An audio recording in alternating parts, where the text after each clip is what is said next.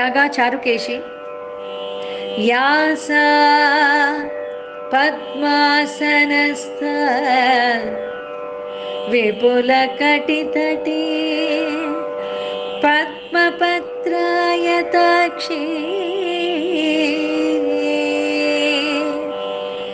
ಗಂಭೀರಾವರ್ತನಾಭಿಃ ಸ್ತನವದನಮಿತ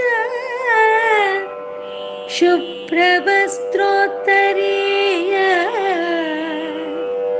ಲಕ್ಷ್ಮೀ ದಿವ್ಯೈಃ ಗಜೇಂದ್ರೈಃ ಮಣಿಗಣಖಚಿತೈಃ ಸ್ನಾಪಿತಾ ಹೇಮಕುಂಭೈಃ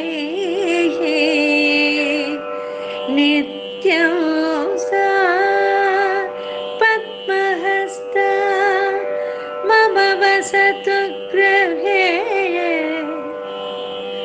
ಸರ್ವಮಂಗಲ್ಯ ಯುಕ್ತ.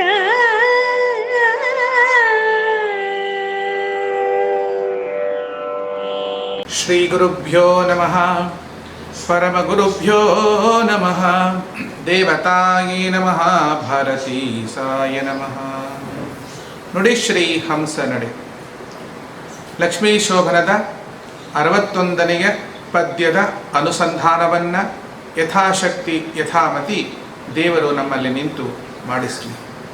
ಶೋಭಾನವೆನ್ನೀರೆ ಸುರರೋಳು ಸುಭಗನಿಗೆ, ಶೋಭಾನವೆನ್ನೀರೆ ಸುಗುಣನಿಗೆ, ಶೋಭಾನವೆನ್ನೀರೆ ತ್ರಿವಿಕ್ರಮರಾಯನಿಗೆ, ಶೋಭಾನವೆನ್ನೀರೆ ಸುರಪ್ರಿಯಗೆ ಶೋಭಾನೆ. ಮನೆಯಲ್ಲಿ ಕ್ಷಮೆಯ ತಾಳ್ದ ವೀರಭಟ ರಣರಂಗದಲ್ಲಿ ಕ್ಷಮಿಸುವನೆ. ಮನೆಯಲ್ಲಿ ಕ್ಷಮೆಯ ತಾಳ್ದ ವೀರಭಟ ರಣರಂಗದಲ್ಲಿ ಕ್ಷಮಿಸುವನೆ. ಅಣುವಾಗಿ ನಮ್ಮ ಹಿತಕ್ಕೆ, ಅಣುವಾಗಿ ನಮ್ಮ ಹಿತಕ್ಕೆ ಮನದೊಳಗಿನ ಕೃಷ್ಣ ಮುನಿವ ಕಾಲಕ್ಕೆ ಮಹತ್ತಾಹ, ಮುನಿವ ಕಾಲಕ್ಕೆ ಮಹತ್ತಾಹ ಶೋಭಾನೆ. ಕೃಷ್ಣನಿಗೆ ನರಕ ದುಃಖ ನರಕದಲ್ಲಿದೆ. ಬೆಂಕಿಲಿ ಹುರಿಯೋದು ದೇವರನ್ನ. ಈ ನರಕ ದುಃಖ ಶ್ರೀಕೃಷ್ಣನಿಗೆ ಆಗಬೇಕಾದ್ರೆ ಏನು ಬೇಕು? ಯಾತನಾ ಶರೀರ ಅಂತದ್ದು ದೇಹ ಬೇಕಾಗತ್ತೆ. ಈಗಾಗಲೇ ಹೇಳಿದ್ದೆ ನಾನು, ಯಾತನಾ ಶರೀರ ಯಾವಾಗ ಬರುತ್ತೆ, ಅದು ಬರುವ ಕ್ರಮವೇನು, ಇದನ್ನೆಲ್ಲ ನಾನು ಹಿಂದಿನ ಪದ್ಯದಲ್ಲಿ ಎಲ್ಲರಿಗೂ ತಿಳಿಸಿದ್ದೇನೆ. ಯಾತನಾ ಶರೀರ ಬೇಕು ನರಕದಲ್ಲಿ ದುಃಖ ಆಗಲಿಕ್ಕೆ. ಯಾತನ ದೇಹ ಬರಬೇಕಾದ್ರೆ ಏನು ಮಾಡಬೇಕು? ಈ ಪಾಂಚಭೌತಿಕ ದೇಹ ಹೋಗಬೇಕು. ಈ ದೇಹ ಹೋಗಬೇಕಾದ್ರೆ ಏನು ಮಾಡಬೇಕು? ಈ ಜೀವನು ಈ ದೇಹನ ಬಿಡಬೇಕು. ಈ ಜೀವ ಈ ದೇಹ ಬಿಡಬೇಕಾದ್ರೆ ಏನು ಮಾಡಬೇಕು? ಈ ದೇಹಕ್ಕೆ ರೋಗ ರುಜಿನ ಮುಂತಾದ ತೊಂದರೆಗಳು ಬರಬೇಕು, ಕಾಯಿಲೆಗಳು ಬರಬೇಕು. ಕೃಷ್ಣನಿಗೆ ಹೀಗೂ ಉಂಟೆ? ಇಲ್ಲ. ಯಾಕೆ? ರೋಗಕ್ಕೆ ಕಾರಣವಾಗಿರ್ತಕ್ಕಂತಹ ವಾತ ಪಿತ್ತ ಶ್ಲೇಷ್ಮ ಆಗ ಕೂಡುವುದೇ ರಮೆಯೊಡನೆ ಅಂತ ಹಿಂದಿನ ಪದ್ಯಗಳಲ್ಲಿ ಹೇಳಿದ್ದಾರೆ. ಈ ವಾತ ಮತ್ತು ಈ ಪಿತ್ತ ಈ ಶ್ಲೇಷ್ಮ ರೋಗಾದಿಗಳೆಲ್ಲ ಜನ್ಮ ಜನ್ಮಾಂತರಗಳಲ್ಲಿ ಮಾಡಿದ ಪಾಪದ ಫಲದಿಂದ ನಮಗೆ ರೋಗ ಬರ್ತದೆ. ವ್ಯಾಧಿ ರೂಪೇಣ ಪೀಡಿತ ಅಂತ ಸ್ಪಷ್ಟವಾಗಿದೆ. ಜನ್ಮ ಜನ್ಮಾಂತರಗಳು ಆಗಬೇಕಾದಾಗ ದೇಹದ ಬದಲಾವಣೆಗಳು ಆಗಬೇಕಲ್ಲ. ಹೋದ ಜನ್ಮದಲ್ಲಿ ಅವನು ಶ್ರೀಮಂತನಾಗಿದ್ದರೆ ಈ ಜನ್ಮದಲ್ಲಿ ಅವನು ಬಡವನಾಗಿದ್ದರೆ ಅದೇ ದೇಹ ಬೇರೆ, ಇದೇ ದೇಹ ಬೇರೆ. ಆದರೆ ಮೂಲ ನಾರಾಯಣನಲ್ಲಿ ಇರುವ ಪೂರ್ಣ ಸ್ವರೂಪಾಂಶವು ಶ್ರೀಕೃಷ್ಣನಲ್ಲಿಯೂ ಇರುವುದರಿಂದ ಎಷ್ಟೇ ಜನ್ಮಗಳನ್ನು ಶ್ರೀಕೃಷ್ಣ ಎತ್ತಿದರೂ, ಅವತಾರ ಎತ್ತಿದರೂ ಕೃಷ್ಣನ ದೇಹವೇ ಇರುತ್ತಲ್ಲ. ಹೋದ ಜನ್ಮದಲ್ಲಿ ಮಾಡಿದ ಪಾಪದ ಫಲದಿಂದ ಈ ಜನ್ಮದಲ್ಲಿ ನಾನು ಕುರುಡನಾದೆ, ಈ ಜನ್ಮದಲ್ಲಿ ನಾನು ಕುಂಟನಾದೆ, ಅದು ಯಾರ್ಯಾರಿಗೆ ನಾನು ಏನು ತೊಂದರೆ ಕೊಟ್ಟಿದ್ನೋ ಗೊತ್ತಿಲ್ಲ, ಆ ತೊಂದರೆಯ ಫಲವನ್ನು ನಾನು ಅನುಭವಿಸ್ತಾ ಇದ್ದೀನಿ ಅಂತ ಆಡು ಭಾಷೆಯಲ್ಲಿ ಎಲ್ಲರೂ ಹೇಳ್ತಾರಲ್ವಾ. ಅಲ್ಲ, ತಿಳಿದವರು ಹೇಳ್ತಾರೆ, ತಿಳಿಲಿಲ್ದವರಿಗೆ ಅದ್ರ ಬಗ್ಗೆ ಜ್ಞಾನವೇ ಇಲ್ಲ ಬಿಡಿ. ಅವ್ರು ಪಾಪ ಕಾರ್ಯ ಮಾಡೋಕ್ಕೋಸ್ಕರನೇ ಹುಟ್ಟಿರೋದು. ಅವರು ಅದೇ ಡಿಪಾರ್ಟ್ಮೆಂಟಿನವರು, ಅವರು ಅದ್ರ ಬಗ್ಗೆ ತಲೆ ಕೆಡಿಸ್ಕೋಬೇಕು ಅಂತ ಏನಿಲ್ಲ. ನಾ ಹೇಳಿದ್ನಲ್ಲ, ಯಾರು ಶಾಸನ ಮಾಡ್ತಾರೆ ಅವರು ಶಾಸನ ಪಾಲಿಸಬೇಕು ಎಂಬುದೇನಿಲ್ಲ. ಹಂಗಿದ್ರೂ ಇರಬಹುದು. ಇಲ್ಲಿ ಕೃಷ್ಣನಿಗೆ ವಾತ ಪಿತ್ತ ಶ್ಲೇಷ್ಮ ಕೂಡಬೇಕಾದ್ರೆ ತ್ರಿಗುಣಗಳ ಸಂಬಂಧ ಆಗಬೇಕು. ತ್ರಿಗುಣಗಳ ಸಂಬಂಧ ಸತ್ವಗುಣ, ರಜೋಗುಣ, ತಮೋಗುಣಗಳ ಸಂಬಂಧ ಆಗಬೇಕು. ಅದು ಆದಾಗ ಕಾರಣ ಶರೀರ, ಸೂಕ್ಷ್ಮ ಶರೀರ ಮತ್ತು ಪಂಚಭೌತಿಕಕ್ಕೆ ಬೇಕಾಗಿರ್ತಕ್ಕಂಥ ಲಿಂಗ ಶರೀರಗಳು ಬರುತ್ತೆ. ಇದೆಲ್ಲ ಪ್ರಾಕೃತ ಶರೀರಕ್ಕೆ ಸಂಬಂಧಪಟ್ಟ ವಿವರಣೆ. ಆದರೆ ಭಗವಂತನದು ಅಪ್ರಾಕೃತ ಶರೀರ ಅಲ್ವೋ. ಹಾಗಾಗಿ ವಾತ ಪಿತ್ತ ಶ್ಲೇಷ್ಮ ಈ ಮೂರೇ ಪ್ರಧಾನ ಕಾರಣಗಳು ರೋಗಕ್ಕೆ. ಇದರಲ್ಲಿ ಯಾವುದೂ ಇಲ್ಲ. ವಾತ ಹೆಚ್ಚಾದರೆ ಪಾರ್ಶ್ವವಾಯು ಹೊಡೆಯುತ್ತೆ, ಪಿತ್ತ ಹೆಚ್ಚಾದರೆ ಮೂರ್ಛೆ ರೋಗ ಬರುತ್ತೆ, ಶ್ಲೇಷ್ಮ ಹೆಚ್ಚಾದರೆ ನೆಗಡಿ, ಕೆಮ್ಮು, ದಮ್ಮು ಹಾಕಿ ಸತ್ತೋಗ್ತಾನೆ. ಈ ಮೂರು ಇಲ್ಲ ಅಂದ ಮೇಲೆ, ಶ್ರೀಕೃಷ್ಣನಿಗೆ ತ್ರಿಗುಣ ಸಂಬಂಧವೇ ಇಲ್ಲ ಅಂದಮೇಲೆ, ಅವನ ದೇಹಕ್ಕೆ ಸಾವು ಬರೋದೇ ಇಲ್ಲ ಅಂದಮೇಲೆ, ಸಾವು ಬಂದಿಲ್ಲ ಅಂದ ಮೇಲೆ ಅವನಿಗೆ ಯಾತನಾ ಶರೀರವೇ ಬರೋಲ್ಲ ಅಂದಮೇಲೆ, ಯಾತನಾ ಶರೀರವೇ ಇಲ್ಲ ಅಂದ ಮೇಲೆ ಯಮಲೋಕದಲ್ಲಿ ಯಾವ ಶರೀರಕ್ಕೆ ಶಿಕ್ಷೆ ಆಗೋದು? ಪ್ರಕೃತ ಈ ಪಾಂಚಭೌತಿಕ ಶರೀರವನ್ನ ಯಮದೇವರು ತೆಗೆದುಕೊಂಡು ಹೋಗೋದೇ ಇಲ್ಲ, ಅದು ಇಲ್ಲೇ ಬಿದ್ದು ಹೋಗುವಂಥದ್ದು. ಇದರ ಒಳಗಿನ ಆತ್ಮನಿಗೆ ಯಾತನಾ ಶರೀರವನ್ನು ಕೊಡ್ತಾನೆ. ಅದಕ್ಕೆ ಮುಂಚೆ ಚೋಟುದ್ದದ ಶರೀರ, ಮೊಳಗಾತ್ರದ ಶರೀರ, ಅಲ್ಲಿಗೆ ಹೋದ ಮೇಲೆ ಪುನಃ ಮತ್ತೊಂದು ಅಂಗಿ ಕೊಡುವುದು ಅಂತ ಇದೆಯಂತೆ. ಗರುಡ ಪುರಾಣ ಹೇಳ್ತಾ ಇದೆ. ಯಾತನಾ ಶರೀರ, ಪುನಃ ಯಾತನಾ ಶರೀರ ಕಳ್ಕೋಬೇಕು. ಕಳ್ಕೊಂಡಾಗ ಅವನು ಭೂಮಿಯ ಮೇಲೆ ಮತ್ತೆ ವಾಪಸ್ಸು ಬಂದು ಪುನರಪಿ ಜನನಂ ಪುನರಪಿ ಮರಣಂ ಪುನರೇ ಜನನಿ ಜಠರೇ ಶಯನಂ ಆಗಬೇಕಲ್ವೋ. ಕೃಷ್ಣನಿಗೆ ದೇಹ ವಿಯೋಗ ಇಲ್ಲ, ಆದ್ರಿಂದ ಕೃಷ್ಣನಿಗೆ ನರಕಯಾತನೆ ಇಲ್ಲ. ಆದ್ರಿಂದ ನರಕಯಾತನೆಯಲ್ಲಿ ಆಗುವಂತ ದುಃಖವೂ ಇಲ್ಲ. ಚೆನ್ನಾಗಿ ಉಂಟಲ್ವ ಲಾಜಿಕ್ ಅಥವಾ ಯುಕ್ತಿಗಳು ವಾದಿರಾಜರು ಕೊಟ್ಟದ್ದು. 1 by 1 ಏನು ಆಗಬೇಕಾದ್ರೆ ಮೊದಲು ಏನಾಗಬೇಕು, ಏನಾದರೆ ಏನಾಗುತ್ತೆ ಅನ್ನೋದನ್ನ ಸ್ವಲ್ಪ ಸ್ಪೀಡಾಗಿ ಹೇಳಿಬಿಟ್ಟೆ. ಯಾಕೆ ಸ್ಪೀಡಾಗಿ ಹೇಳಿಬಿಟ್ಟೆ ಅಂದರೆ, ನಿಧಾನವಾಗಿ ಹೇಳಿದ್ರೆ ನಿಮ್ಗೆ ಅರ್ಥವೇ ಆಗೋದು. ಅಷ್ಟೂ ನಿಮ್ಮ ತಲೆ ಬಹಳ ಜಾಣರು. ನೋಡಿ, ಗಾಡಿನ ಸ್ಪೀಡಾಗಿ ಓಡಿಸ್ಕೊಂಡು ಹೋಗ್ಬಿಟ್ರೆ ಆ ಊರಲ್ಲಿರೋ ಹಳ್ಳಿಗಳು, ಮನೆಗಳು ಅಥವಾ ಘಟರ್ಗಳು, ಚರಂಡಿಗಳು ಏನೋ ಕಾಣಿಸೋಲ್ಲ. ಬರೀ ಟಕ ಪಾಸ್ ಆಗ್ಬಿಡುತ್ತೆ. ಒಂದ ಹಂಗಾಗ್ಬಿಡ್ಬೇಕು ನಿಮಗೆ. ಒಂದ ನಿಧಾನವಾಗಿ ಹೇಳಬೇಕು ಅಂದರೆ, ಜನ್ಮ ಜನ್ಮಕ್ಕೂ ನೀವು ಬರಬೇಕು, ನಾನೂ ಬರಬೇಕು. ಈ ಜನ್ಮಕ್ಕೆ ಸಾಕಾಗೋಗಿದೆ ನಿಮ್ಮ ಸವಾಸ. ಇನ್ನು ಮುಂದಿನ ಜನ್ಮ ಅಂತಿದ್ರೆ ಬೇಕಾಗಿದೆಯಾ ಹೇಳಿ ನೋಡೋಣ. ಅದನ್ನ ಸ್ಪೀಡಾಗಿ ಓಡಿಸ್ಬಿಡೋಣಂತೆ ಗಾಡಿನ. ಮುತ್ತಿನ ಮಣಿಯಂತೆ ಪೋಣಿಸಿಕೊಂಡ ಹಾಗಿದೆಯಲ್ವಾ ಈ ಯುಕ್ತಿಗಳೆಲ್ಲ. ನರಕ ದುಃಖ ಬೇಕಾ ನಿಮಗೆ? ಬೇಕಾದ್ರೆ ಏನು ಮಾಡಬೇಕು ಗೊತ್ತಾ? ಮೊದಲು ಸಾಯೋ ಕೆಲಸ ಮಾಡಿ. ಸಾಯೋ ಕೆಲಸಕ್ಕೆ ಏನೇನು ಮಾಡಬೇಕು ನಂಗೆ ಗೊತ್ತಿಲ್ಲ. ಹೇಳಿದ್ರಲ್ಲ ಸ್ಪೀಡಾಗಿ ಗಾಡಿ ಓಡಿಸ್ಬೇಕು ಅಂತ. ಎಲ್ಲ ತಗೊಳ್ಳಿ, ಏನಾದ್ರು ಎಣ್ಣೆ ಕುಡಿ, ಎಲ್ಲ ಹಗ್ಗ ತಕ್ಕೊಳ್ಳಿ, ಆಯ್ತಾ? ಸತ್ತೋಗ್ತೀವಿ. ಸತ್ತ ಮೇಲೆ ಮುಂದಿನೆಲ್ಲ ವಿಚಾರ ಶುರುವಾಗುತ್ತೆ ಅಲ್ವಾ. ಸಾಯೋದು ಬಹಳ ಸುಲಭ ಅಲ್ಲ ಸ್ವಾಮಿ. ಯಾಕೆಂದರೆ ಸಾವು ಅನ್ನೋದು ನಮ್ಮ ಕೈಯಲ್ಲಿ ಇದ್ದಿದ್ರೆ ಇದೆಯಾ ಅಂತ ತಿಳ್ಕೊಳ್ಳಿ ಫಸ್ಟ್. ಮತ್ತೆ ನೇಣು ಹಾಕೊಂಡು ಸತ್ತಿದ್ದಾರೆ, ವಿಷ ಕುಡ್ಕೊಂಡು ಸತ್ತಿದ್ದಾರೆ. ಅವರೇ ನೇಣು ಹಾಕೊಂಡದ್ದಲ್ಲ, ಅವರೇ ವಿಷ ಕುಡಿದಲ್ಲ. ಅವರಿಗೆ ನೇಣು ಹಾಕಿಸಿದ್ದು, ವಿಷ ಕೊಡಿಸಿದ್ದು ಯಾವುದು? ವಿಧಿ. ವಿಧಿ ಬೆನ್ನ ಬಿಡದೋಗ. ಆ ವಿಧಿ ಯಾವ ರೂಪದಲ್ಲಿಯೂ ಬರಬೇಕು. ಆ ಮುಂದಿನ ನಿನ್ನ ಪ್ರಯಾಣದ ಜವಾಬ್ದಾರಿ ಅದು ನೀನೇ ವಹಿಸ್ಕೋಬೇಕು. ಯಾಕೆಂದ್ರೆ ಕಟ್ಟಿಟ್ಟುಕೊಂಡ ಬುತ್ತಿ ಯಾವುದು ಇದೆಯೋ ನನಗೆ ಗೊತ್ತಿಲ್ಲ. ಧರ್ಮದ ಬುತ್ತಿಯೋ, ಕರ್ಮದ ಬುತ್ತಿಯೋ, ಮರ್ಮದ ಬುತ್ತಿಯೋ, ಅದು ನೀನೇ ಕಟ್ಟಿಟ್ಟುಕೊಂಡದ್ದು. ಅಂಗಳದಲ್ಲಿ ತಂಗಳು ಚೆಲ್ಲಿದರೆ ನೀನೇ ಉಣಬೇಕಾದೀತು ನೋಡ ಶ್ರೀ ಹಂಸ ಎನ್ನುವಂತೆ ನಾವು ಮಾಡಿಟ್ಟ ಅಡಿಗೆಯನ್ನ ಮತ್ಯಾರೂ ತಿನ್ನಲಿಕ್ಕೆ ತಯಾರಿಲ್ಲ. ನಮ್ಮ ಲೌಕಿಕದ ಅಡಿಗೆ ವಿಚಾರ ಬೇರೆ. ಆಧ್ಯಾತ್ಮಿಕವಾಗಿ ನಿನ್ನ ಕರ್ಮದ ಜವಾಬ್ದಾರಿಯನ್ನ ನೀನೇ ಹೊರಬೇಕಾಗ್ತದೆ. ಬಿಟ್ರೆ ಅದನ್ನು ಮತ್ತೆ ಯಾರೂ ಹೊರಲಿಕ್ಕೆ ಸಾಧ್ಯತೆ ಇಲ್ಲದೆ ಇರತಕ್ಕಂಥ ವಿಷಯ. ಇನ್ನು ಆ ಮುಂದಿನ ಪ್ರಯಾಣ, ಆ 1 ವರ್ಷಗಳ ಪ್ರಯಾಣ ಇದೆಯಲ್ಲ, ಯಮಲೋಕಕ್ಕೆ ಹೋಗುವ 11 ಮಾಸಗಳ ಪ್ರಯಾಣದ ಜವಾಬ್ದಾರಿ ನಿನ್ನದು, ನಿನ್ನ ಮಕ್ಕಳದ್ದು, ನಿನ್ನ ಕರ್ಮ ಧರ್ಮದ್ದು. ಮುಂದೆ ಯಾತನಾ ಶರೀರ ಕೊಡ್ತಾನೆ ಭಗವಂತ, ಅಲ್ಲಿಂದ ಅವನ ಜವಾಬ್ದಾರಿ ಪ್ರಾರಂಭ ಆಗುತ್ತೆ. ಅದೆಲ್ಲ ನಮಗೆ ದೇವರು ಕೊಟ್ಟಿದ್ದಾನೆ, ಕೊಡ್ತಾನೆ, ಅದು ದೇವರಿಗೆ ಗೊತ್ತು ಏನು ಮಾಡ್ತಾನೆ ಅನ್ನೋದು. ಏನು ಕೊಡ್ತಾನೆ ಅಂದ್ಕೋದ ನಮಗದು ಅರ್ಥ ಆಗೋಲ್ಲ. ಹೀಗೆ ನಾವು ಸಮರ್ಥನೆ ಮಾಡಿ ಆಯಿತು. ಮುಂದಿನ ನುಡಿಯಲ್ಲಿ ಶ್ರೀ ವಾದಿರಾಜ ತೀರ್ಥರು ಇದನ್ನು ಹೇಳ್ತಾರೆ. ಏನು ಹೇಳ್ತಾರೆ ಗೊತ್ತಾ? ಕೃಷ್ಣನಿಗೆ ರೋಗ ಇಲ್ವಾ? ಚೂರು ವಿಚಾರ ಮಾಡೋಣಂತೀಗ. ಯಾಕೆ? ಯಾರು ಕೇಳೋದಿದು?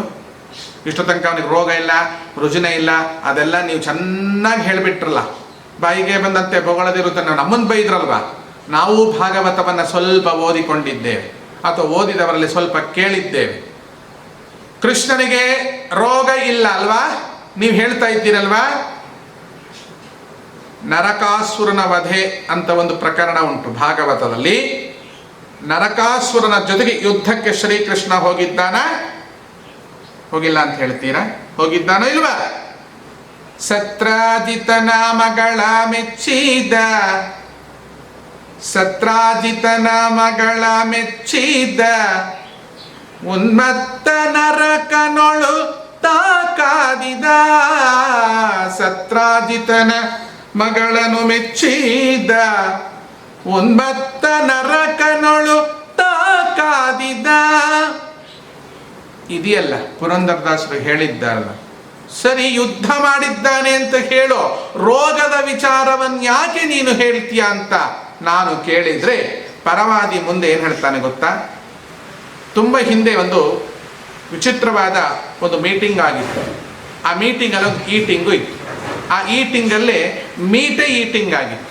ಏನ್ರಿ ಇದು ಮೀಟಿಂಗಲ್ಲಿ ಒಂದು ಈಟಿಂಗ್ ಅಂದಲ್ಲಿ ಒಂದು ಈಟಿಂಗ್ ಆಗಿತ್ತು ಅಂತೀರಲ್ಲ ರೀ. ಮೀಟಿಂಗ್ ಅಂದರೆ ಮೊದಲು ಸಂಧಿಸೋದು, ಮೀಟಿಂಗಲ್ಲಿ ಈಟಿಂಗ್ ಅಂದರೆ ಊಟ ಮಾಡೋದು.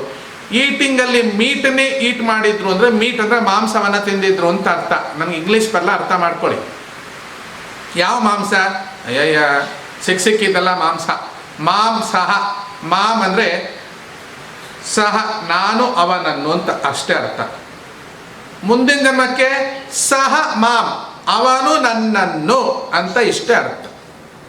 ಅರ್ಥ ಆಗಲಿಲ್ವಾ? ಮಾಂ ಸಹ, ನನ್ನನ್ನು ಅವನು, ಸಹ ಅವನನ್ನು ನಾನು, ಇಷ್ಟೆ. ನಾನಿವತ್ತು ಈ ಜನ್ಮದಲ್ಲಿ ಅವನನ್ನು ತಿಂದರೆ, ಮುಂದಿನ ಜನ್ಮದಲ್ಲಿ ನನ್ನನ್ನು ತಿನ್ನವನು ಯಾರು? ಅವನೇ ನನ್ನನ್ನು ತಿನ್ನುವವ. ಇದಕ್ಕೆ ಮಾಂಸ ಅಂತ ಹೇಳೋದು. ಜರಾಸಂಧ ಮತ್ತು ನರಕಾಸುರ ಇಬ್ಬರು ಬಹಳ ಉತ್ತಮವಾಗಿರ್ತಕ್ಕಂಥ ಫ್ರೆಂಡ್ಸ್. ಉತ್ತಮ ಶಬ್ದ ಅಲ್ಲ, ಉತ್ತಮೋತ್ತಮ ಶಬ್ದ ಅಲ್ಲ, ಮೂರ್ಖ ಸ್ನೇಹಿತರು ಇಬ್ಬರು ಹೋದ್ ಎಲ್ಲೋ ರೆಸಾರ್ಟ್, ತುಂಬ ದೂರ. ನಾವು ಮಾಡೋ ಮೀಟಿಂಗ್ ಯಾರಿಗೋ ಕೇಳಿಸ್ಬಾರ್ದು. ಹೋಗಿ ಚೆನ್ನಾಗಿ ಏನೇನು ಕುಡಿದ್ರೋ ಆ ದೇವರಿಗೆ ಗೊತ್ತು. ತಲೆ ಭದ್ರ, ಕಣ್ಣು ಭದ್ರ, ಕಿವಿ ಭದ್ರ ಇಲ್ಲದಂತ ಎಲ್ಲದನ್ನು ಚೆನ್ನಾಗಿ ಸುರ್ಕೊಂಡ್ರು. ಪಿಬ ಪಿಬ ಪಿಬ, ಕುಡಿ ಕುಡಿ ಕುಡಿ, ಯಾವತ್ ಧರತಿ ಪಿಬ, ಯಾವತ್ ಪಿಬತಿ ಧರಾತಲೆ ಅಂತಿದೆ. ಕುಡಿ ಕುಡಿ ಕುಡಿ, ಧರಾತಲೆ ನೆಲದ ಮೇಲೆ ಬಿದ್ದು ಹೊರಳಾಡೋ ತನಕ ಕುಡಿ ಅಂತ ಯಾವುದೋ ತಂತ್ರದಲ್ಲಿ ಬರೆದಿದ್ದಾರಂತೆ. ಹಾಗೆ ಇವರು ಕುಡಿದ ಮೇಲೆ ಮಾತ್ಸರವಾಯ್ತು. ಏನು? ನೀನು ಒಳ್ಳೆ ಸ್ನೇಹಿತ ನನಗೆ ಗೊತ್ತುಂಟು, ನನಗೆ ನೀನು ಒಳ್ಳೆ ಸ್ನೇಹಿತ ಗೊತ್ತುಂಟು. ಯಾಕೆ? ನಾವಿಬ್ಬರು ಮಾಡೋದು ಒಂದೇ ಕೆಲಸ, ಏನು? ಹಾಳು ಮಾಡೋ ಕೆಲಸ ಅಲ್ವಾ? ಅದಕ್ಕಾಗಿ ಏನು ಮಾಡೋಣ? ಈ ಒಂದು ಹೊಸ ಹಾಳು ಮಾಡೋ ಕೆಲಸ ಮಾಡೋಣ. ಇಡೀ ಪ್ರಪಂಚ ನಮ್ಮ ಕೈಯಲ್ಲೇ ಇರಬೇಕು. ನಮ್ಮನ್ನು ಹೊರತಾಗಿ ಇಲ್ಲಿ ಯಾರು ಯಾವ ರಾಜ್ಯಭಾರವನ್ನು ಯಾರು ಮಾಡಿಕೊಡುದು. ಅದಕ್ಕೇನು ಮಾಡಬೇಕು? ರಾಜ್ಯಭಾರ ಮಾಡೋರು ಯಾರು? ಕ್ಷತ್ರಿಯರು ಮಾತ್ರ. ಬ್ರಾಹ್ಮಣರು ಮಾಡ್ತಾರೋ? ಅಲ್ಲ, ಮಾಡಿದ್ದಾರೆ ಬಿಡಿ, ಅವರು ಬ್ರಾಹ್ಮಣರಾಗಿ ಉಳಿಲಿಲ್ಲ ಅಷ್ಟೇ. ಮುಂದೆ ಕ್ಷತ್ರಿಯರು ರಾಜ್ಯಭಾರ ಮಾಡಬೇಕು, ಬ್ರಾಹ್ಮಣರು ಮಾಡಬಾರ್ದು. ಬ್ರಾಹ್ಮಣರು ಜ್ಞಾನವನ್ನು ಅನುಸಂಧಾನ ಮಾಡಬೇಕು ಅಷ್ಟೇ. ಒಂದು ಪಕ್ಷ ರಾಜ್ಯಭಾರ ಮಾಡಿದರೆ ಅವರು ಬ್ರಾಹ್ಮಣರಾಗಿ ಉಳಿದಿಲ್ಲ ಅಂತ ಅಷ್ಟೇ ಅರ್ಥ, ಮತ್ತೇನಿಲ್ಲ. ಮತ್ತು ಹೆಸರಿಗೆ ಬ್ರಾಹ್ಮಣರಾಗಿರ್ಬೋದಷ್ಟೇ, ನೀತಿಯಲ್ಲಿ ಬ್ರಾಹ್ಮಣರಾಗಿ ಉಳಿಲಿಕ್ಕೆ ಸಾಧ್ಯವಿಲ್ಲ. ಯಾಕಂದರೆ ಕ್ಷತ್ರಿಯ ಕೆಲಸ, ರಾಜ್ಯಭಾರಕದಲ್ಲಿ ಕೆಲಸ, ಅವರನ್ನು ಕತ್ತರಿಸು, ಇದನ್ನು ತುಂಡು ಮಾಡು, ಅದನ್ನು ತಂದು ಇಲ್ಲಿ ಹಾಕು, ಇದನ್ನಲ್ಲಿ ತಂದು ಹಾಕು, ಅದು ಬ್ರಾಹ್ಮಣನ ಕೆಲಸ ಅಲ್ಲ. ಅಲ್ಲ ಮಾಡಿದ್ರೆ ಏನು ತಪ್ಪು, ಮಾಡಿ ಯಾರು ಬೇಡ ಅಂದರು, ನಿಮ್ಮನ್ನು ಬ್ರಾಹ್ಮಣ ಅಂತ ಕರೀಲಿಕ್ಕೆ ಆಗೋದಿಲ್ಲ ಅಂತ ಹೇಳ್ತದೆ, ನಾನಲ್ಲ ಧರ್ಮಶಾಸ್ತ್ರ. ಹೀಗೆ ಇಬ್ಬರು ವಿಚಾರ ಮಾಡಿದ್ರು. ವಿಚಾರ ಏನಂತಾಯ್ತೋ ಗೊತ್ತಿಲ್ಲ, ಅದು ಮರುದಿವಸ ಕಾರ್ಯರೂಪಕ್ಕೆ ಬಂದೇ ಬಿಡ್ತು. ಇದ್ದಕ್ಕಿದ್ದಾಗೆ ನೋಡ್ತಾ ನೋಡ್ತಾ ನೋಡ್ತಾ ಕೆಲವು ಗರ್ಭಿಣಿ ಹೆಣ್ಮಕ್ಳು ಕಾಣಿಸ್ತಾ ಇಲ್ಲ, ಕೆಲವು ಗರ್ಭಿಣಿ ಹೆಣ್ಮಕ್ಳದ್ದು ಗರ್ಭಪಾತ ಆಗಿ ಹೋಗಿದೆ, ಮನೆಯಲ್ಲಿರ್ತಕ್ಕಂಥ ರಾಜಕುಮಾರರು ಒಬ್ಬರೂ ಕಾಣೋದಿಲ್ಲ, ಎಲ್ಲಿ ಹೋಗಿದ್ದಾರೆ ಅಂತ ಗೊತ್ತಿಲ್ಲ, ಯಾವ ಪೊಲೀಸ್ನವರು ಕಂಪ್ಲೇಂಟ್ ತಗೊಳ್ಳೋದಿಲ್ಲ, ಯಾಕೆಂತ ಗೊತ್ತಿಲ್ಲ, ಇಲ್ಲ ಎಲ್ಲಿ ಹೋದ್ರು ನಾಪತ್ತೆ ಗೋವಿಂದ, ಅವ್ರು ಕಾಣಿಸ್ತಾನೇ ಇಲ್ಲ. ಹಿತ್ತಲೊಳಗೆ ಏನಾಗಿದೆ ಅಂದರೆ ಯಾವ ರಾಜಕುಮಾರಿಯರು ಕಾಣ್ತಾ ಇಲ್ಲ, ಬರೀ ರಾಜಕುಮಾರರೇ ಅಲ್ಲ, ರಾಜಕುಮಾರಿಯರೂ ಕಾಣ್ತಾ ಇಲ್ಲ, ಅವರು ನಾಪತ್ತೆ, ಎಲ್ಲರನ್ನು ಹೊತ್ತುಕೊಂಡು ಹೋಗಿ ಆಗಿದೆ. ನೋಡಿ, ಅವತ್ತು ರಾತ್ರಿ ಈಟಿಂಗಲ್ಲಿ ಮೇಟನ್ನು ಈಟ್ ಮಾಡಿ ಇಬ್ಬರು ಮೇಟ್ ಆಗಿ ಏನು ಮಾಡಿದ್ರು, ಮೆಟ್ ಹೊಲಿಯೋ ಕೆಲಸ ಮಾಡಿದ್ರು ಅಷ್ಟು, ಬೇರೆ ಏನಿಲ್ಲ. ಜರಾಸಂಧ ಏನು ಮಾಡ್ದ, ರಾಜಕುಮಾರರನ್ನೆಲ್ಲ ಅಪಹಾರ ಮಾಡ್ದ. ನರಕಾಸುರ ಏನು ಮಾಡ್ದ ಗೊತ್ತಾ, ರಾಜಕುಮಾರಿಯರನ್ನೆಲ್ಲ ಅಪಹಾರ ಮಾಡಿಬಿಟ್ಟ.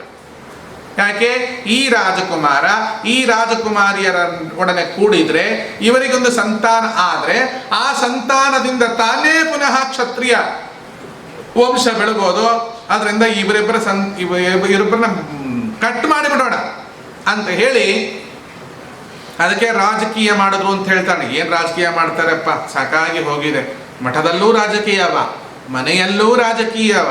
ಕೇಳು ಸಂಸಾರದಲ್ಲಿ ರಾಜಕೀಯ, ತಾನು ಉಂಡವನಿಗೇನೆ ಪರಕೀಯ.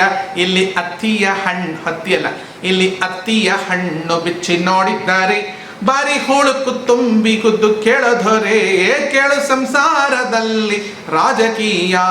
ಏನು ರಾ ಅಂದ್ರೆ ರಾವಣ, ಜ ಅಂದ್ರೆ ಜರಾಸಂಧ, ಕೀ ಅಂದ್ರೆ ಕೀಚಕ, ಯ ಅಂದ್ರೆ ಯಮ.